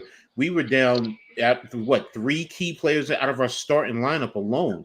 let me tell you So something. And Ben I Mathurin I ain't, understand. but Ben Mathurin ain't that type of player, bro. He's good, but he's not that type of player to make a difference like that. If the Knicks would have been fully healthy, they would have mollywopped the Pacers. I They would have but that's an I if agree though. with that. That's if though. That's an Pacers. if though. No, ain't That's no an if. if though. No, there's no if No, because I'm telling you right now, they if both couldn't handle them. listen, if both teams are fully healthy, mhm. ain't nobody taking no bet that Indiana's gonna beat New York. Ain't nobody taking that bet because I'll bet you straight up that they'll sweep them or they probably will beat them in 5 games. They are better than Indiana. Okay. They better than Okay. The reality still was, despite injury, we blew Game 3. We were up Yes. 2-0, and yeah. despite let's just go with the facts, not opinions here. We were up 2-0 in that Hmm. series. We blew Game 3 up by 9, and remember, despite injury, we did win by 30 points in Game 5, despite Yes. injury. So I'm yes, I get it. The Knicks were injured. Despite that, we really could have beaten the Pacers anyway if we just defended. It's not like we weren't capable of beating Indiana despite Mhm. injury. Mhm. Yeah, Correct, No. which is but true. the difference is we was playing Indiana at a small unit. That's the problem. You know what I'm saying? They had a lot of they was long. Siakam and And Turner were like, Turner. they long. You know what I'm saying? They big. We was playing I against know. 6'5" guys out there on the court, like 3-4 point guards with Hartenstein was playing with like 4 guards out there with him some of the games and stuff like that.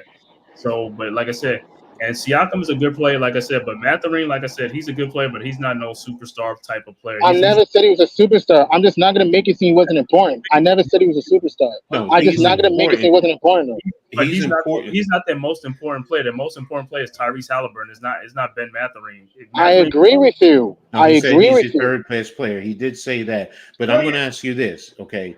Because if you're saying about Mathurin and he's important, yes, he is important, and that's a fact. But now, if you're saying with Mathurin, then are you saying Indiana is at a second tier with Milwaukee, New York, and Philly? Are you saying that, or are you thinking they're at a third tier with Orlando, with Cleveland? Are they at To that level? me, to me, I think a healthy Pacers team is better than the Bucks. Here's what I believe.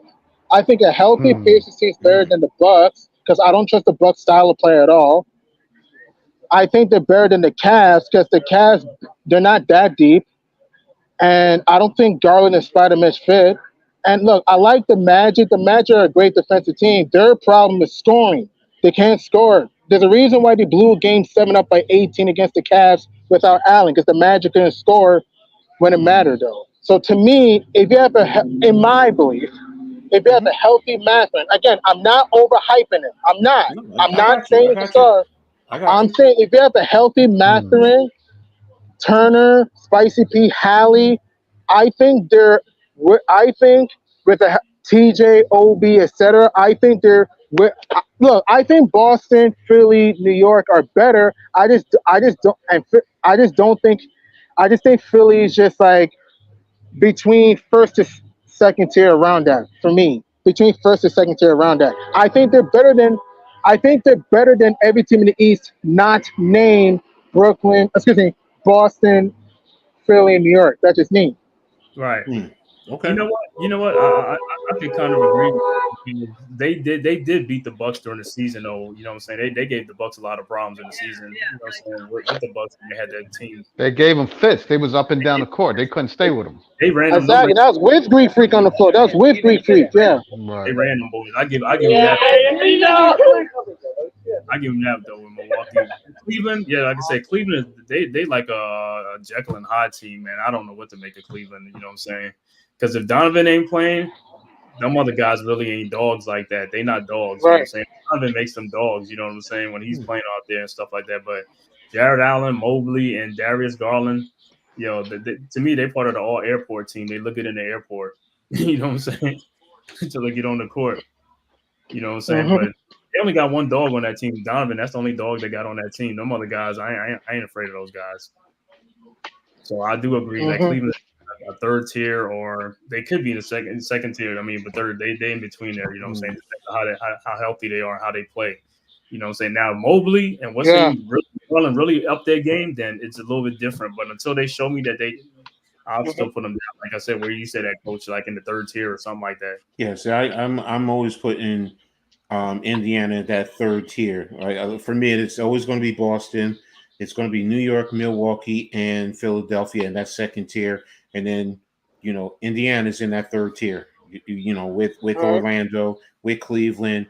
I mean, I understand that they took care of Milwaukee during the season, but Milwaukee can still take care of a lot of the other teams in the Eastern Conference, and that's why I'm putting them up at that second tier.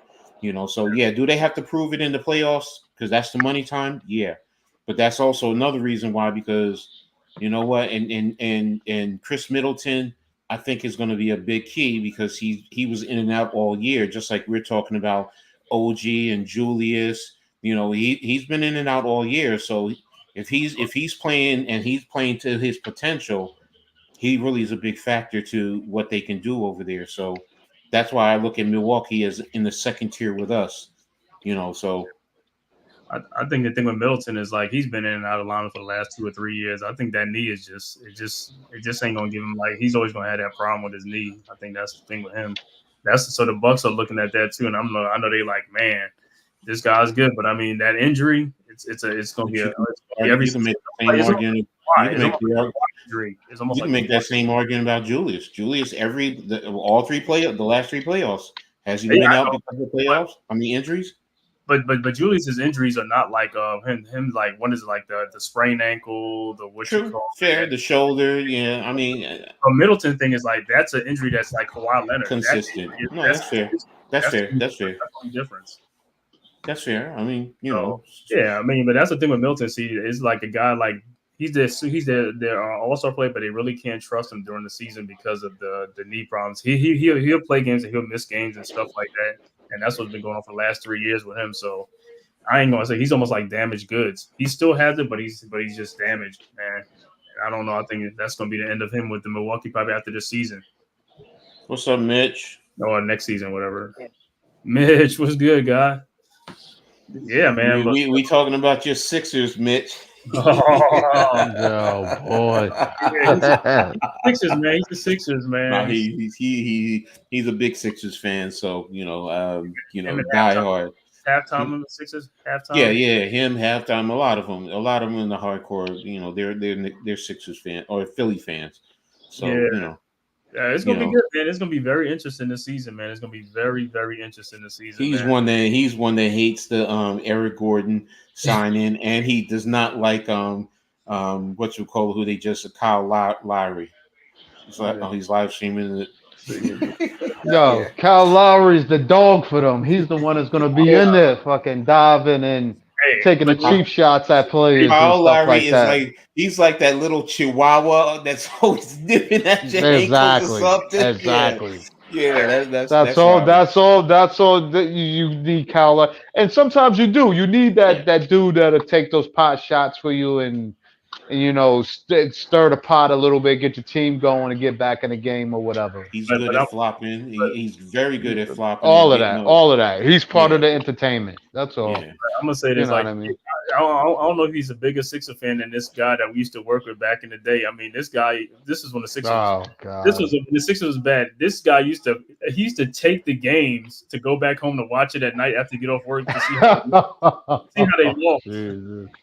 You're like, what are you Yo. lost the game? Like, see how they lost the game. I said, oh man. Yo, that's back in the day with VHS tapes and Yeah, stuff like that. Like, dude, that was in the 90s. yo, save your money from just Mhm. tape over the games. You remember how you used to like program it, right? Program the tape to Yeah. every single day for them games. Mhm. It's like, why Mhm. bother, dude? They lost again. Don't watch another L. But yeah, but like I was saying, as far as like the NBA money and TV deal, man, like I said, it's going to change a lot how the salary is going to be, man, going forward and stuff like that, man. It's like we're going to be seeing a $80 million a year player. We're going to see $100 million a year player. It's like I never thought I was going to see probably in my lifetime. But you know what I'm saying? That's sports, man.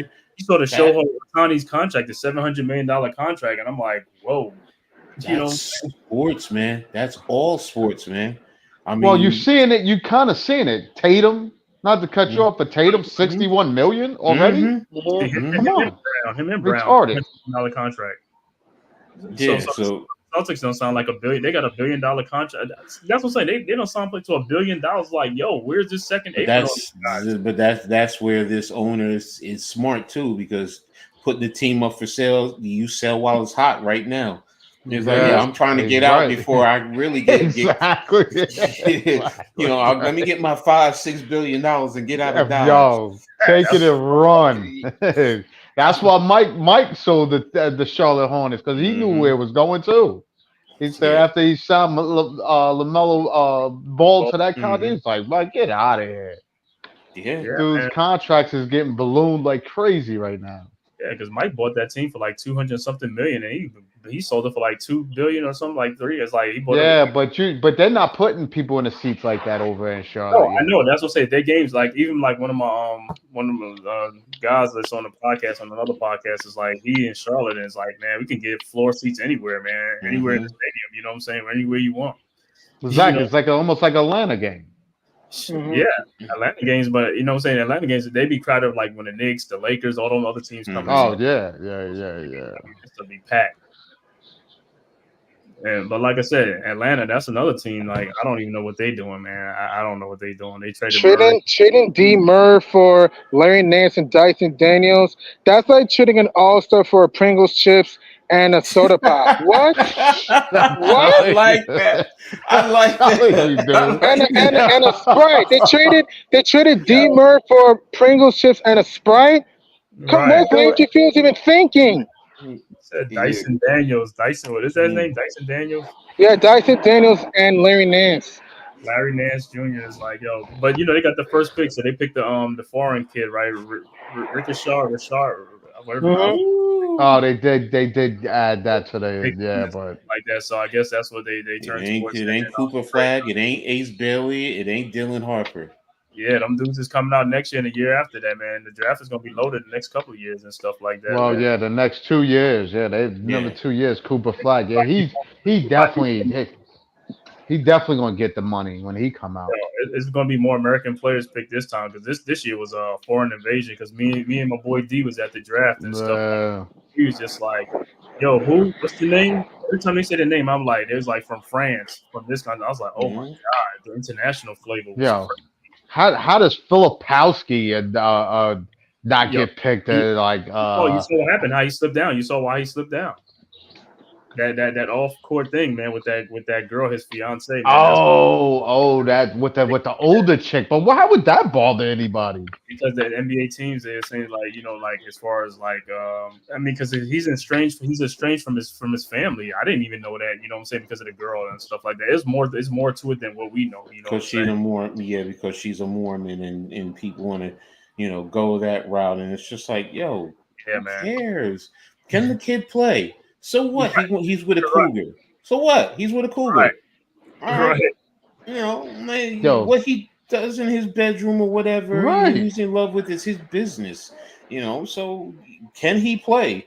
Do our eyes deceive us? Can he play? Yeah, okay then. But hey, he dropped and he's with what? He's with Utah, right? Utah. Utah. The Mormon thing over there. Yeah. So that was the only team that, you know what I'm saying, because of the Mormon thing. I was like, yo, you know what? That's what I said. Players be knowing what's going on behind the scenes and stuff like that. The draft guys be know what's going on and stuff like that. He's gonna slide down to, if Utah don't take him, then I don't know. But yeah, because they're saying like she groomed him and all this stuff. The family saying, I was like, you know what? I don't know what's going on. I don't care about all that. Like I said, I know. all I cared about is if he can play. And once you start worrying about what their religion and all that, man, I don't care. It's just, you know what? Do you keep your nose clean when you're on the basketball court? You're not out there murdering and raping people. Then I'm good. I'm good. Right. I mean, whatever, all that other stuff. Look, I'm just old. I'm old. I'm gonna leave it like that. I just want to see some good play. Competition. Right. If you want to take it to the old school, back to the '90s with the Knicks and the Pistons, and get some, nice forearms to the chest, that type of. Yeah, I'm cool with that. But The all league, the the other league stuff. would never be in that direction Yeah, ever I again. know. I know. You see how soft it is now. You can't even touch a guy without them talking about you getting a flagrant 2 or something and missing 3 games. Some of it is just crazy, man. It's a hard damn foul, man. Exactly. You breathe on a player. Flagrant foul. You sneeze. Tech. It's crazy. I'm like, do any of these dudes really play on the courts? I mean, they can't go to the rucker with this bullshit. I mean, shit. What's the game? 21. Every man for themselves. That's that's the hardest game. 20 man. Every man for themselves. Every man for themselves. I'm like, coming. Look, I'm not a basketball player. I'll always admit it. I'm a football player, but you know what? I love being physical. I love, giving a forearm to the side, whatever. Hand checking. When you hand check, you squeeze a little bit. Stuff like that, man. All this other stuff, ticky tack and you touch the elbow, your finger graze his forearm. Right, his shooting motion. You bother shooting motion. Like, I'm like, all right. I'm not a shooter, so I don't know. I mean, it's just I don't know how it can look. I get it, but yeah, it's too soft. But you know what? Some of these guys. Yeah, and that was like, looking at the Warriors. I'm looking at their team. I'm like, bro, what did y'all do? You know what I'm saying? Because if y'all think about Buddy Hield's like the only big thing that y'all got. And D'Anthony Melton and slow mo, really? Who they got? D'Anthony Melton from the Sixers and Kyle Anderson. Oh, Kyle Anderson from the T-Wolves. Oh yeah, you're right. Slow mo. Another Jersey boy.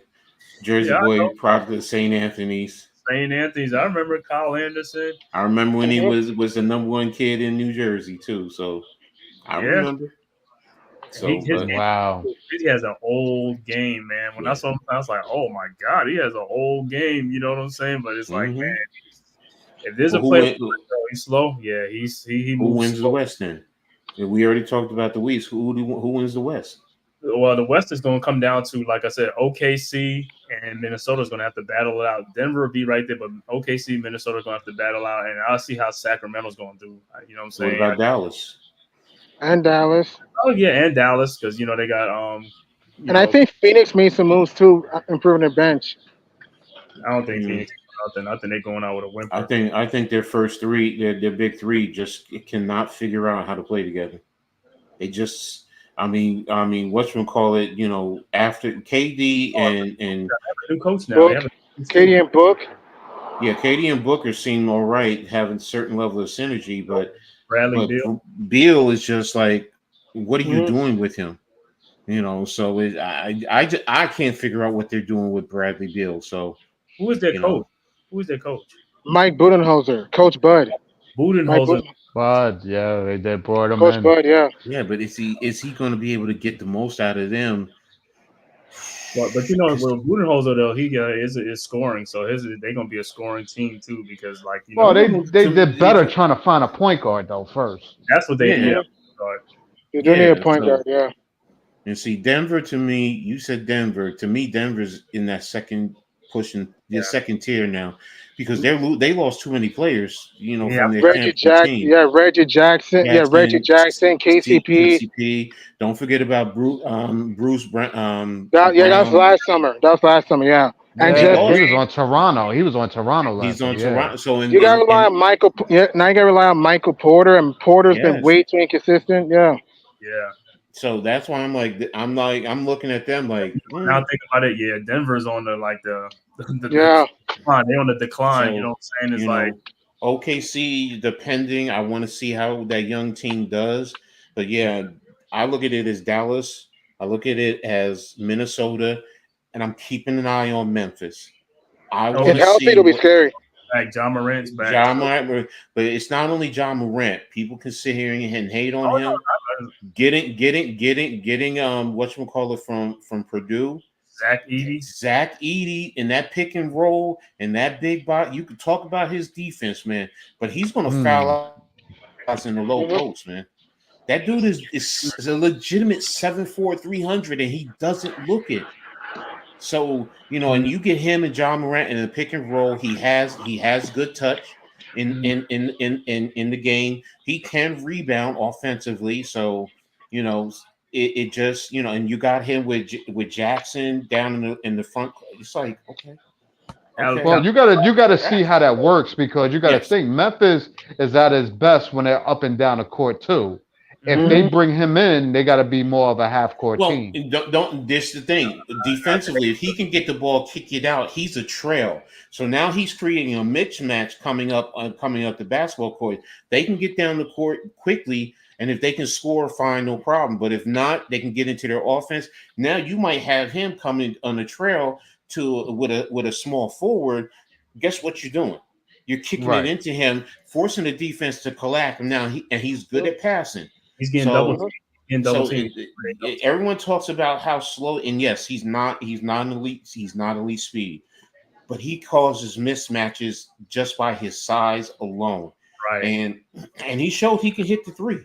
So and that's the thing. If he can hit the three consistently as a big man, think about him and he rebounds. He rebounds too. That's the thing. He rebounds too. So that's another thing. The last summer league game, he had 16, 17 rebounds with 14 points. Yeah, that's what I'm saying. The thing with him is like he's going to get a lot of fouls. He's going to draw fouls because, like I said, when he's double teamed, he draws fouls. He gets rebound. He gets putbacks. He gets fouls. Like the dude he's active. He's around old school low post game. Right, definitely. Right. So good footwork, and he'll position him. He'll get close into the paint, and next thing you know, dump it into him easy. Literally, he doesn't even have to jump to put the basketball in the net. So that's why I said I'm watching Memphis. I want to see how they develop and grow.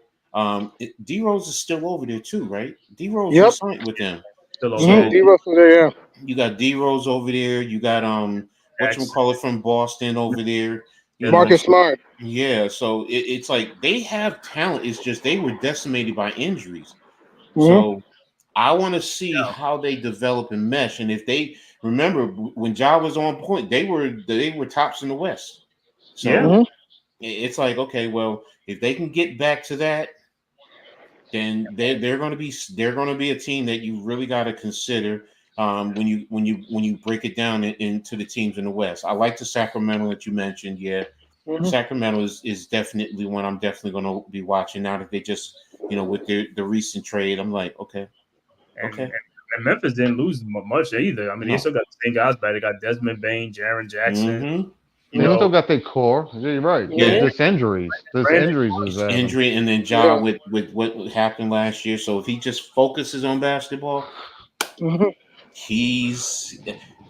like him more than I like Zion. So and that speaks volumes. So that's another thing with New Orleans saying. That's another thing you got to watch for New Orleans too with DeJounte Murray now over there because they needed guard because McCollum was not a point guard. He's a shooting guard and stuff like that. So that changed a little dynamic. Yeah, I mean, I like Jones on their team. That their defense, he's that good 3-and-D type. Yeah, you're right. Mhm. You're right. So I Yeah, mean, but how much better would the Pelicans have been if they kept Drew Holiday with Zion at that time? I think they would have been. I think they would have been a little bit better. I think they would have been better. I think they would have been Corey better. Lee, you better Corey Lee, can jump on this panel, bro, for a second. You talk your Knicks, bro. Peace and salute, bro.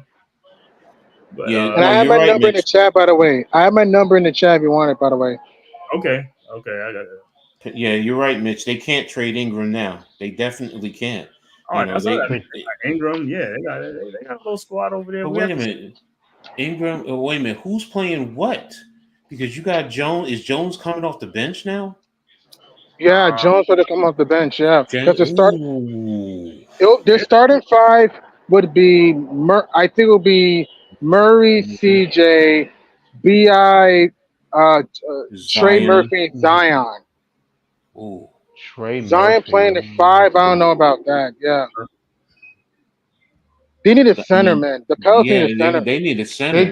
They don't have what's the name there no more? JB Valanciunas. Valanciunas is gone. He's going to the Wizards. He went to the Wizards. Oh wow, yeah. Because there was talk that we were looking at him too. So he went to the Wizards because they gave him the money. So yeah, they need a center too. Wow. Yeah, he's some bigs. You know how they go. Some teams need bigs, man, and need some big body guys. But they can't do without that. They can't go small ball and think they're gonna win.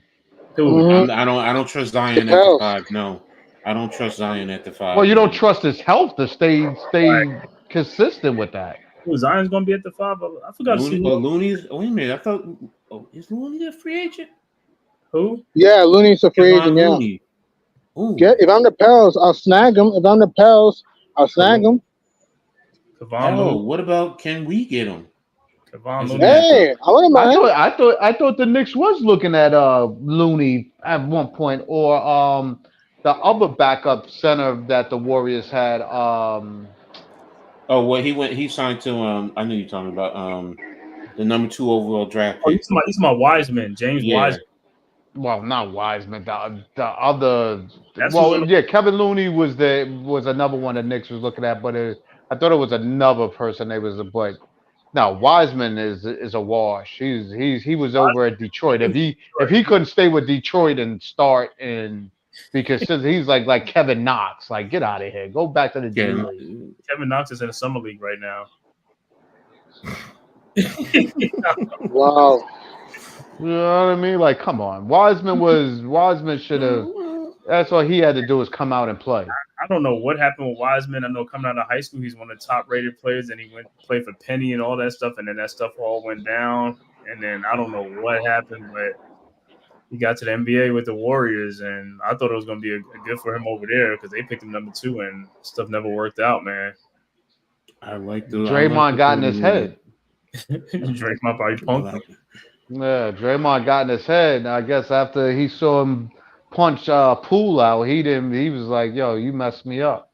Mm-hmm. Yeah, but see, Draymond knows who to attack and who not to attack. Real dudes, you throw hands with some of the wrong dudes, yo, bro. I don't care who the hell you are. Yeah, you know what that meme been going around with Draymond, and he did that to Ron Artest, and then he turned around and saw who it was, and even crazier than me. Exactly. There's some dudes that but that's the NBA today anyway. So a lot of them cats, they ain't about that life. Draymond knows that. He knows that, so he can get away with it. But you run up to the wrong dudes, all right, bro. I got you.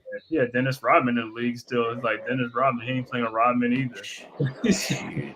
Hell, I remember when Melo was he was going after KG after the game. So that tells. Oh yeah. There's some dudes that you just like, nah. Yeah. I look at. It's just what these cats today, they ain't about it, man. They talk it, but when you gotta really lay it down, nah, man. Nah. Yeah. They make a business decision. Right. It's like too many like fake tough guys, right? Fugazi. That was the word back then. Mm-hmm. Like, he's Fugazi. You know what I'm saying? Fugazi, yeah, back in the Fake day. tough That's guy. a good. You know what I'm saying? But yeah, today's NBA, like I said, man, it's a finesse league to me. They don't let these guys play like back in the day. Same thing like NFL. It's becoming a finesse league because they want the scoring up and also they don't want too much defense and brawling out there. So that's how they make it. You know what I'm saying? Because offense sells tickets. I guess that's what they want to see. They don't want to see a grudge match. You know, like they don't Yeah, want the offense they sells don't want the tickets, but 90s Knicks. I know, physicality wins you championships, man. They I win know. you the championship, man. Hey, I know all that, man. But like I Mm. said, hey, it's gonna be great. This season should be great for the East and the West. Now you think about the West is gonna be loaded too. The East is gonna. I mean, it's you know what though? It's good for the league. It's parity is good for the league though. You know what I'm saying? Instead of it just being like one dominant team or with a bunch of like cupcake walking through the. You know what I'm saying? But now this is like Mm-hmm. the East is gonna be it's gonna be what's called a grudge match. It's gonna be a guillotine. You know what I'm saying? The West will be the same way too. So hey, I can't wait for the season to start, man. I'm all about it, man. Like I said, the Atlantic Division, that division right there, those three teams in the division is gonna be it's gonna be great, man. It's gonna be great for the league and stuff like that. I mean, they're gonna get the ratings, and I want to see when they do the schedule how many of these games going to be on TV? You know what I'm saying? Because they put on prime time. How many of these matchups is going to be prime time on TV though? You know that off the rip. We'll see how many games New York get on TV, how many games Boston gets. You know what I'm saying? And Mm-hmm. Mm-hmm. you know,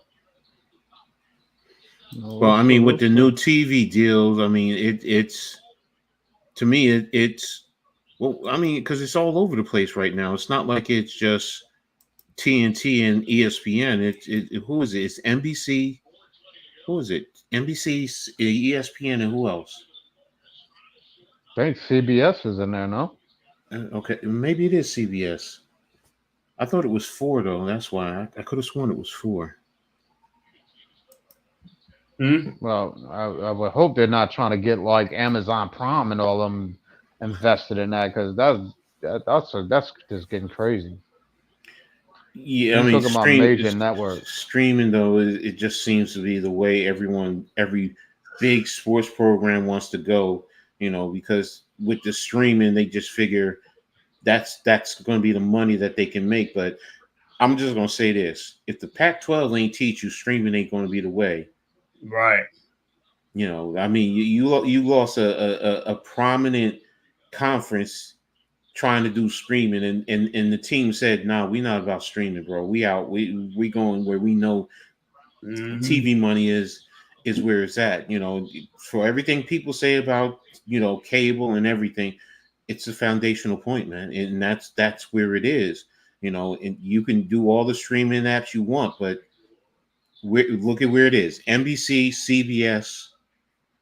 Even football at CBS, NBC, and ABC. No, Fox. I'm sorry. Mm-hmm. And the Big Ten, in terms of college football, is securing NBC. So it's like, don't y'all realize that that's where it always is going to come back to, because that's the foundational piece. I mean, y'all know we grew up. Where was it? CBS, Yeah. NBC, Fox, ABC. ABC, UPN, and WPIX.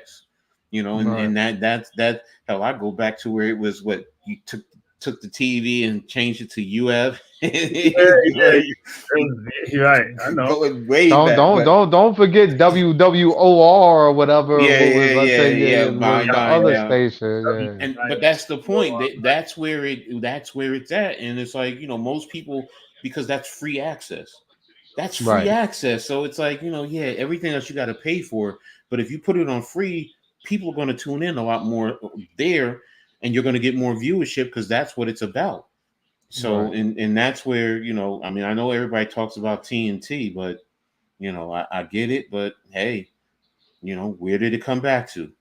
Like you said, CBS, ABC, no, NBC, and now ESPN. Right. right. So, and that's where, and they're the big money programs. Because wait a minute, Disney has ABC and E- ESPN. yes, they Yeah. have. So Yep. they're going to have their share. NBC, I think, is by itself, and who owns CB? No, No, is it NBC and Peacock are together. Right, NBC and Peacock are together. Who's with CBS? Oh, is CBS by itself? CBS maybe by itself, but I know ESPN and what's called is together. Yeah, Right? yeah. Correct. ABC. Correct. Yeah, Correct. they're all tied into to Disney. So I'm sure CBS with somebody. I got to find out now. You know what I'm saying? Because I But- mean, I'm sure they all be with somebody or when something. you Like look at all that, that's free access. That's the point. So it's like, That's you know, regular mainstream Ex- TV networks. Yes. exactly. Yes, we want to stream and we can pull up our phones and all that.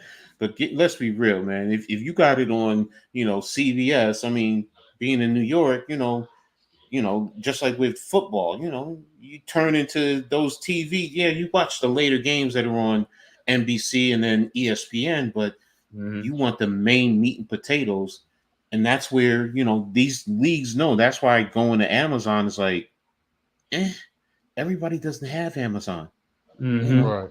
you I know, know Amazon, Peacock, and you know, I know, man, Hulu, all them, Prime, all that stuff, man, is like those are subscription. You got to, you know, pay for those things now. You know what I'm saying? It ain't like it's free.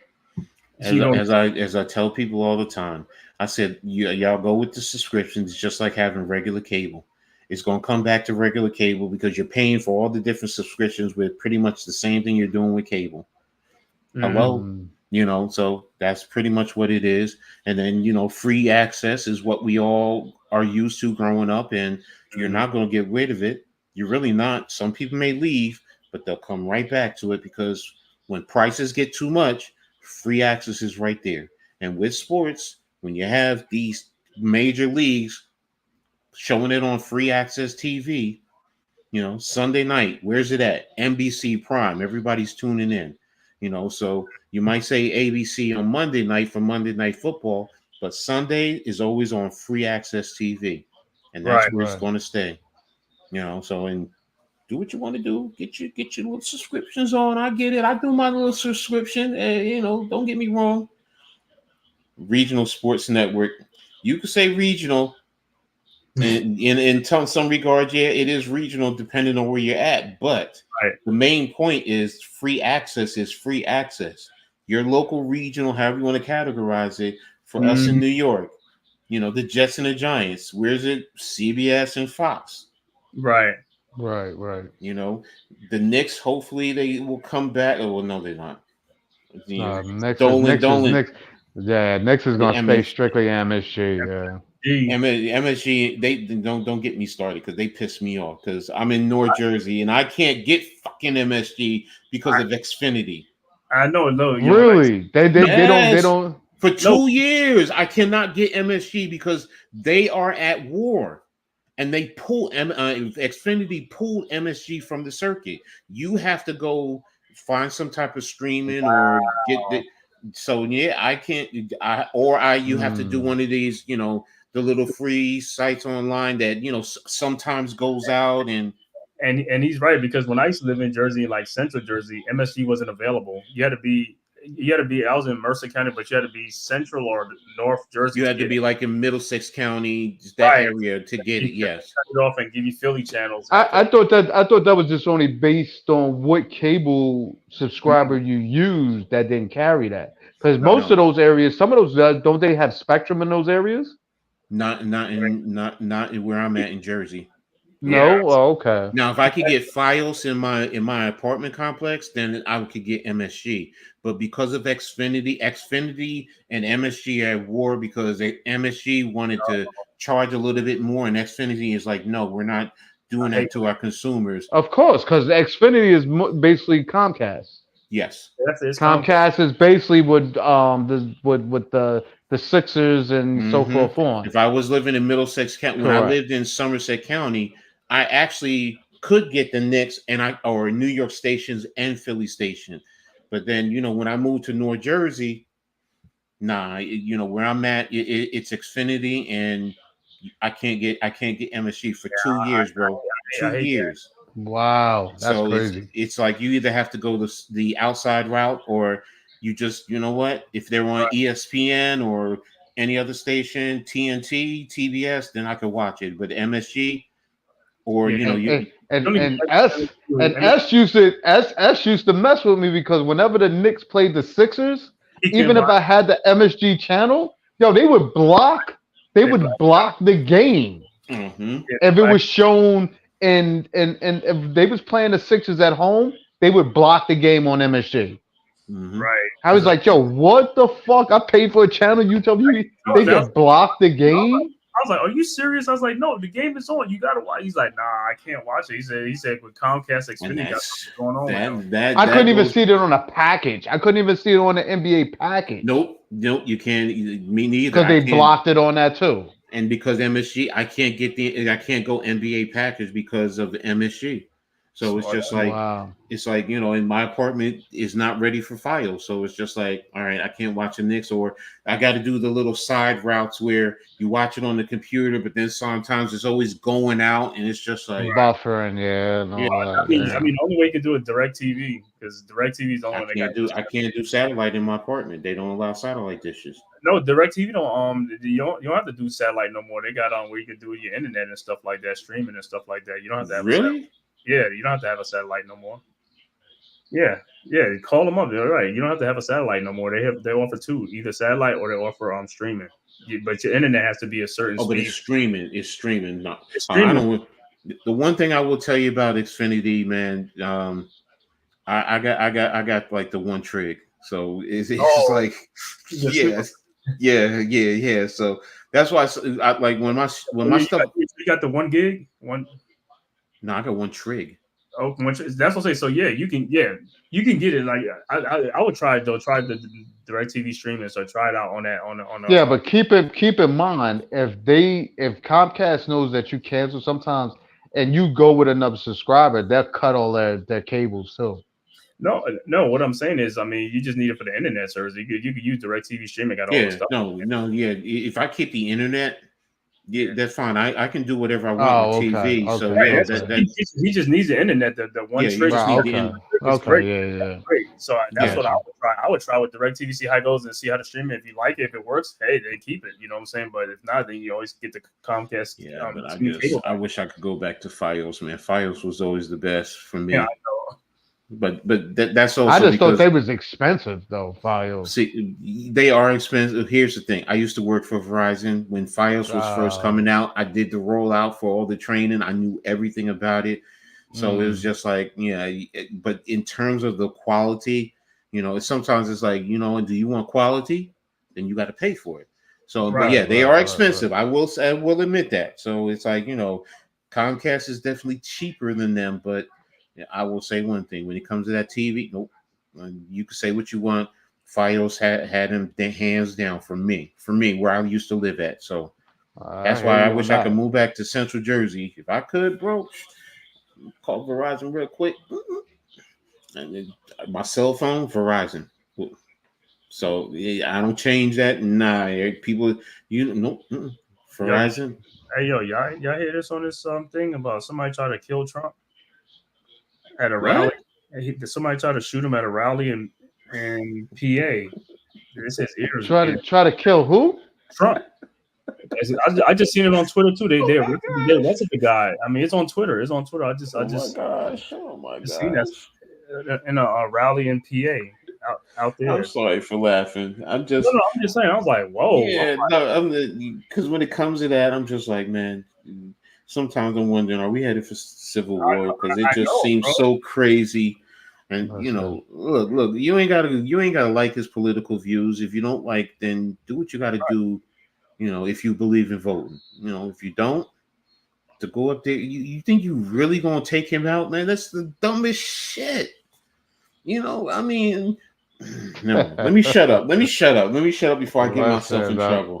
Listen. I just wanted to say that and stuff like that too. But it's just I ain't just seen that stuff. I was like, whoa, you know what I'm saying? Because I ain't been on Twitter, so I'm pretty sure it's on Twitter. It's like people just like like it's blowing up on there and stuff like that. So I'm pretty sure it's on the news and also CNN, all these news and stuff like that. It's like breaking news and stuff like that. No, it is. I just turned the news on. It is. Right. That's what I'm saying. It's breaking news and stuff like that. So somebody tried to. He was shot. They said former President Trump was shot with a bullet. that pierced his upper part of his right ear. Oh man, it's Ooh. like, yo, this is the Yo, he, these dudes, yo, he got blood all over his face. yeah, Yo, it's it's on a, the news. yeah, I know. That's what I'm saying. I'm yo, Wow. bro. And I mean, Taj Gibson signed with the Charlotte Hornets. Okay. Who? Taj, Taj Gibson. his favorite guy, Oh to me, your Lord. favorite guy, Taj Gibson. Oh Lord. He happy. So Dude, just hang him up hey, already, dude. now Come you gonna on. now you gonna say you're happy now because that way he won't come to the Knicks, right? Because somebody got him. Oh He's God. occupied right now. Yo, and then have Tibbs just be playing the minutes that he shouldn't be playing. Right. You know what I'm saying? Yeah, it's saying Woj reporting that he signed for 3.3. He got I got a better minimum 3.3. Man, even Yeah. he get 3.3 for a year. Mm-hmm. Wow. 1 year. He's a veteran. You gotta give him the veteran minimum. Oh And wow. People are saying, yo, is the shooting staged? somebody bleeding. I don't think it's what I'm saying. But Nah. They caught him. They caught him, dude. They got him out of there too. And the thing is, they rushed him. And to be honest, I'm surprised this happened in PA because most of the people in PA love this dude. But not everybody, you know what I'm saying? That's the only thing. These guys are everywhere in every state, man. There's somebody that's not, you know what I'm saying? That could be a crazy dude. I don't know, mental health issue. I don't know, man. Boy. It's gonna be crazy now. He don't come to Philly to do his rallies. He go to those upper parts. know. You know what I mean? He be in like Hickville, PA, trying to do his Rural shit. parts, right? He be in the rural Right, parts. like going towards like Ohio type out there. You know what I mean? Out the Pittsburgh out Yeah, that they're way. gonna, he really was shot. That wasn't staged. No, that ain't staged. That's some people saying that No, there's people in Twitter saying, was that staged? So yeah, somebody bleeding and stuff that it ain't staged, bro. Yeah. You know what I'm saying? As far as like getting shot to or like grazing or something like that, they ain't like they just missed, man. Which is like, man, that's crazy, man. Look, I don't wish death on nobody. Not over politics, man. I mean, come on, man. Look, you don't not agree. You don't got to agree with everybody's politics, but damn, I mean, That's the world we live in. Are we headed for civil war, man? Listen, fellas, everybody just better. If you live in a state that you can strap up, get your gun ready now. Yeah, because I'm telling you, I already told people around me. I already told like, I just want the next day off from election day because I want to see what's going to happen. I want the very next day off from election day. It's like to just watch all the TVs and see what's going on around the country. Wow. No boy, this gonna be on all night. This is breaking news all over the place. Like this is gonna be crazy right here. But we're gonna get ready to wrap this up, man. So I'm gonna let everybody say they finals. You know what I'm saying? Demi, thank you for coming on, joining on this topic, man. Coach Ed Gladney. Make sure you go subscribe to his channel, Coach Ed Gladney's Amazing World of Sports. You know what I'm saying? Smash hit that like button. You know what I'm saying? Also subscribe to my channel, TheMan-Cave Podcast, man. Thanks for everybody watching on YouTube and Twitter. I don't know what's going on with Twitter. I got to find out what's going on. Twitter, you can't do it because Mitch even told me and I saw it. You got to pay. You got to be a premium content I just seen that be able to stream it, which is like, yo, man, this is crazy. They just did it today because we did it the other day. So they just changed it. So it's just like, yo, I mean, Twitter just, Elon Musk wants to try and get paid or whatever the case may be. Look, man, figure out a way to stream it on Instagram, TikTok, all the other platforms. All right, fine. Twitter, you ain't getting money from me right now. I mean, right, that's what I'm saying because I saw that thing. Right, I hear you. I was like, what's going on? I was like, you got to be a subscriber to be a platinum member. I was like, huh? Look, just do us all a favor. Make Twitter a subscription so that we can all just say, all right, let me close out my account and move on. I mean, because that's where it's going. That's it. Keep it simple. Right? First was the blue check mark, right? You want a blue check mark? I ain't making a blue check mark. Yeah. Now you got to do all this other stuff. I mean, look, man, cut the bullshit. Everybody Elon, wants cut you the to bullshit, man. subscribe. Come on, come on, Everybody come on. wants you to subscribe. By the time you look around, everything is going to be like, you're gonna be paying like about Up $300 next shift. What's up, NYG? Toronto Raptor and my brother from another NYG, also known as Javier, who's also a Brooklyn Nets fan. Oh So yeah. What up? so next shift, Randy, he's a Toronto Raptor fan. So but they're cool. I do podcasts with both of them. Next shift with the Pick and Roll podcast, as well as we do the Full Court Press where we talk about the WNBA. So, Mm-hmm. and then NYG we do Heart of the City. Sure. So The black top, yeah. the black top, yeah. So definitely. So the good basketball talk, good sports talk. So next shift is an Eagles fan. Go figure. He's in Canada, but he's an Eagles fan. Oh, dude, these two dudes is all over the place. but NYG is like me, and yeah, we're Giants fans. So yeah. so Brother, man, NYG, Unpopular Opinion Sports, man. So like I said, I Coach love Ed, my man, tell brothers. them where they can find you at, man. You know what I'm saying, on your channel. Like You already said on YouTube, it's Coach Ed Gladney's Amazing World of Sports.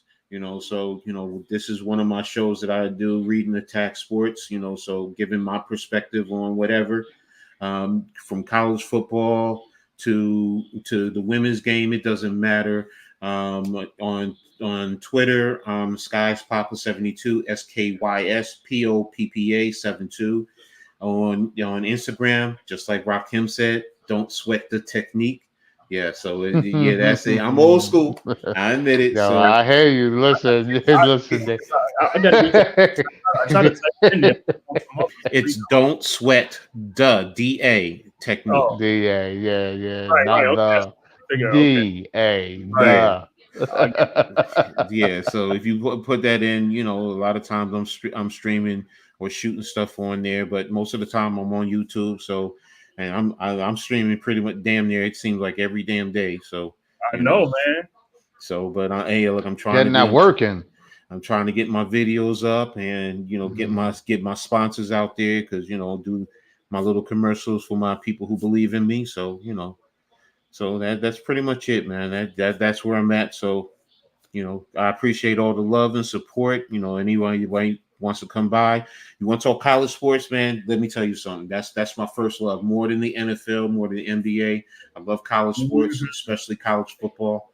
I'm amped for it. I'm a Rutgers Scarlet Knight fan for decades. So but I'll talk anyone else. It doesn't matter. I know the ins and the outs of college football. I'm a coach, been coaching since 1981, from many different levels, so I understand the game of football, love it, X's, O's, techniques, it doesn't matter.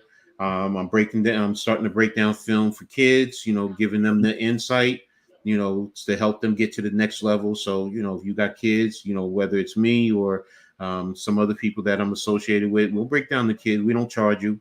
We do it for the love. So, we want to see these kids get out there and grow.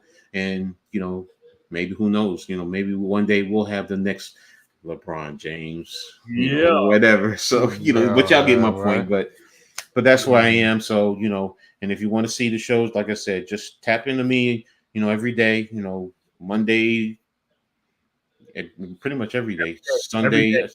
Yeah, Sunday. I got a show. Yeah, I got a show every damn day. Right, that's what I'm saying, man. He do it all, man. So just tapping to Coach Ed Gladney's Amazing World of Sports, man. And like I said, and also check out the Big Blue Crew. Also, hey, as a new member of the Big Blue Crew, man, hey, I'm on part of the Big Blue Crew network and stuff like that. Go check out my other, my other guys and brothers and stuff like that. Unpopular Opinion Sports, NYG, Big Pat Sports Talk, G Nation Inside Sports. You know what I'm saying? Go check out Mac the Giants fan. Blue in the Bronx. Who else? Knicks cast. You know what I'm saying? Hey, don't forget Really Flawed, the female of the group. Oh, really? She knows college football. She knows sports, man. She knows college football, bro. Really Flawed. And she's a Colorado Buffalo fan. I'm going to shout her out. She's a Colorado Buffalo fan, and she will talk it. She will talk it. And it's a big Steelers fan. Yeah, she is. Yeah. Really Flawed. Go check out her channel too and stuff like that. And what's that on Zion Zenith? Yeah, Zion Zenith. Wales, Mac the Giants, AC Wales. Yeah, it's a network, man. It's man, growing. we cover a whole bunch of different sports, man. It's like basketball, football, baseball, hockey. All that stuff is like, so it's just Boxing. like They're doing leather. I think they're doing leather to the face tonight too with Wales and G Nation. I think they might be doing a leather to the face where they talk. They do boxing. They do UFC, MMA. They break it down, man. So if you're into it, okay. I mean, I'll shoot their channels to you and stuff on there. You can just look on there and subscribe and stuff like that. You know what I'm saying? Okay. But football season, going to be all Giants and stuff like that. So, it's just a lull right now, you know what I'm saying? But we're going to get back to it on there and stuff like that right now with the Knicks and, you know what I'm saying? But, we well-rounded, man. It's going to be well-rounded sports and stuff like that. That's all you can expect, man. Hey, if you're looking for sports, hey, we got it, man. You know what I'm saying? Everybody on here, man. You know what I'm saying? WNBA, you know what I'm saying? College basketball, college football, you know what I'm saying? So we'll be talking about that stuff, man. You know what I'm saying? So it's all good, man. We're going to catch you on the next podcast, man. So I don't know what I'm going to come back on. Probably next week sometime. I'll see, it's going to be a little busy week next time, but I'll put it in the thing in the queue and stuff like that, man. So until next time, man, we'll check you guys out, man. Thanks for everybody for coming through, man. You know what I'm saying? Showing love and stuff like that. Like I said, thanks a lot for coming through. No doubt, kid. Yo, fellas, it's good. It's been entertaining. It's been a pleasure to be on with you guys. Hey, we just about to go off, man. El Capitan Rafael El Fucho. Good, man. Thanks for coming through, though, man. You know what I'm saying? But you have to get us on the next stream and stuff like that because we about to go off and stuff like that. I know. I just came late because I just doing something with the family and friends because, well, family is first because I have something like a pool day, but yeah, I know that I just wanted to came out to say shout out to everybody else in the chat and I know you guys have made a great points about for the New York Knicks, and I was truly shocked because when I was watching the playoffs between Knicks versus Indiana Pacers, I mean this is a great opportunity to see Knicks in action, but I will ever see the New York Knicks getting prepared for the action for the next season because after Jalen Brunson extension, boy, there's no coming back right now. I mean, the New York Knicks had all the skills, had all the weapons ready to get for the season. I mean, there's nothing to compare about it. So Ralph gets you every time, man. It's like, hey, yo, check out his channel too, man. El Capitan, Ralph Chill. You know what I'm saying? He's a big Raiders fan and stuff like that, and he does what do you do? Soccer, some other stuff. I do soccer, basketball. Also coming soon. I'll do a play-by-play in women's basketball, which is the WNBA. And he does it in Spanish and things like that. So you can follow him and stuff like that. So yeah, you catch him. Like I said, Raiders. Whoever like the Raiders, he's a big Raider fan, man. So I know he'll be doing Raiders game during the season like that. Yeah. Yo, Mook should love him, huh? Oh, I know. Yeah, right. NYG. I know. NYG Unpopular Opinion Sports. He said, Rap get you every time. Next shit. I know. Mitch, thanks for coming through. Corey Lee, my brother, you know what I'm saying? From one half of the 718 boys. You can catch him too, you know what I'm saying? I'm talking Knicks and stuff like that on the weekends on Sunday, 718 boys, BOYZ. You know what I'm saying? One half of them, Corey Lee and Boulevard, my other brother. Thank you guys for coming through. Wales. Say Tudo. Got to shout out Tudo. You know what I'm saying? Danny, Larry, Jacob, of course, Coach Ed and G Money, who was on for a minute. You know what I'm saying? He had to get off, but G Money was on here too. Keith Watkins, thank you for checking in. And also Big Pat, man. Big Pat was in early on, stuff like that. Because I know he got to do, they probably going to do Leather to the Face or G Nation inside. So they'll be over there on that stuff, man. But about to be out of here, man. I'll see y'all next time. All right, fellas. All right. Have a good one. Peace. Peace. Who's got the rocket launcher? I say we blow it up. Now fire that thing.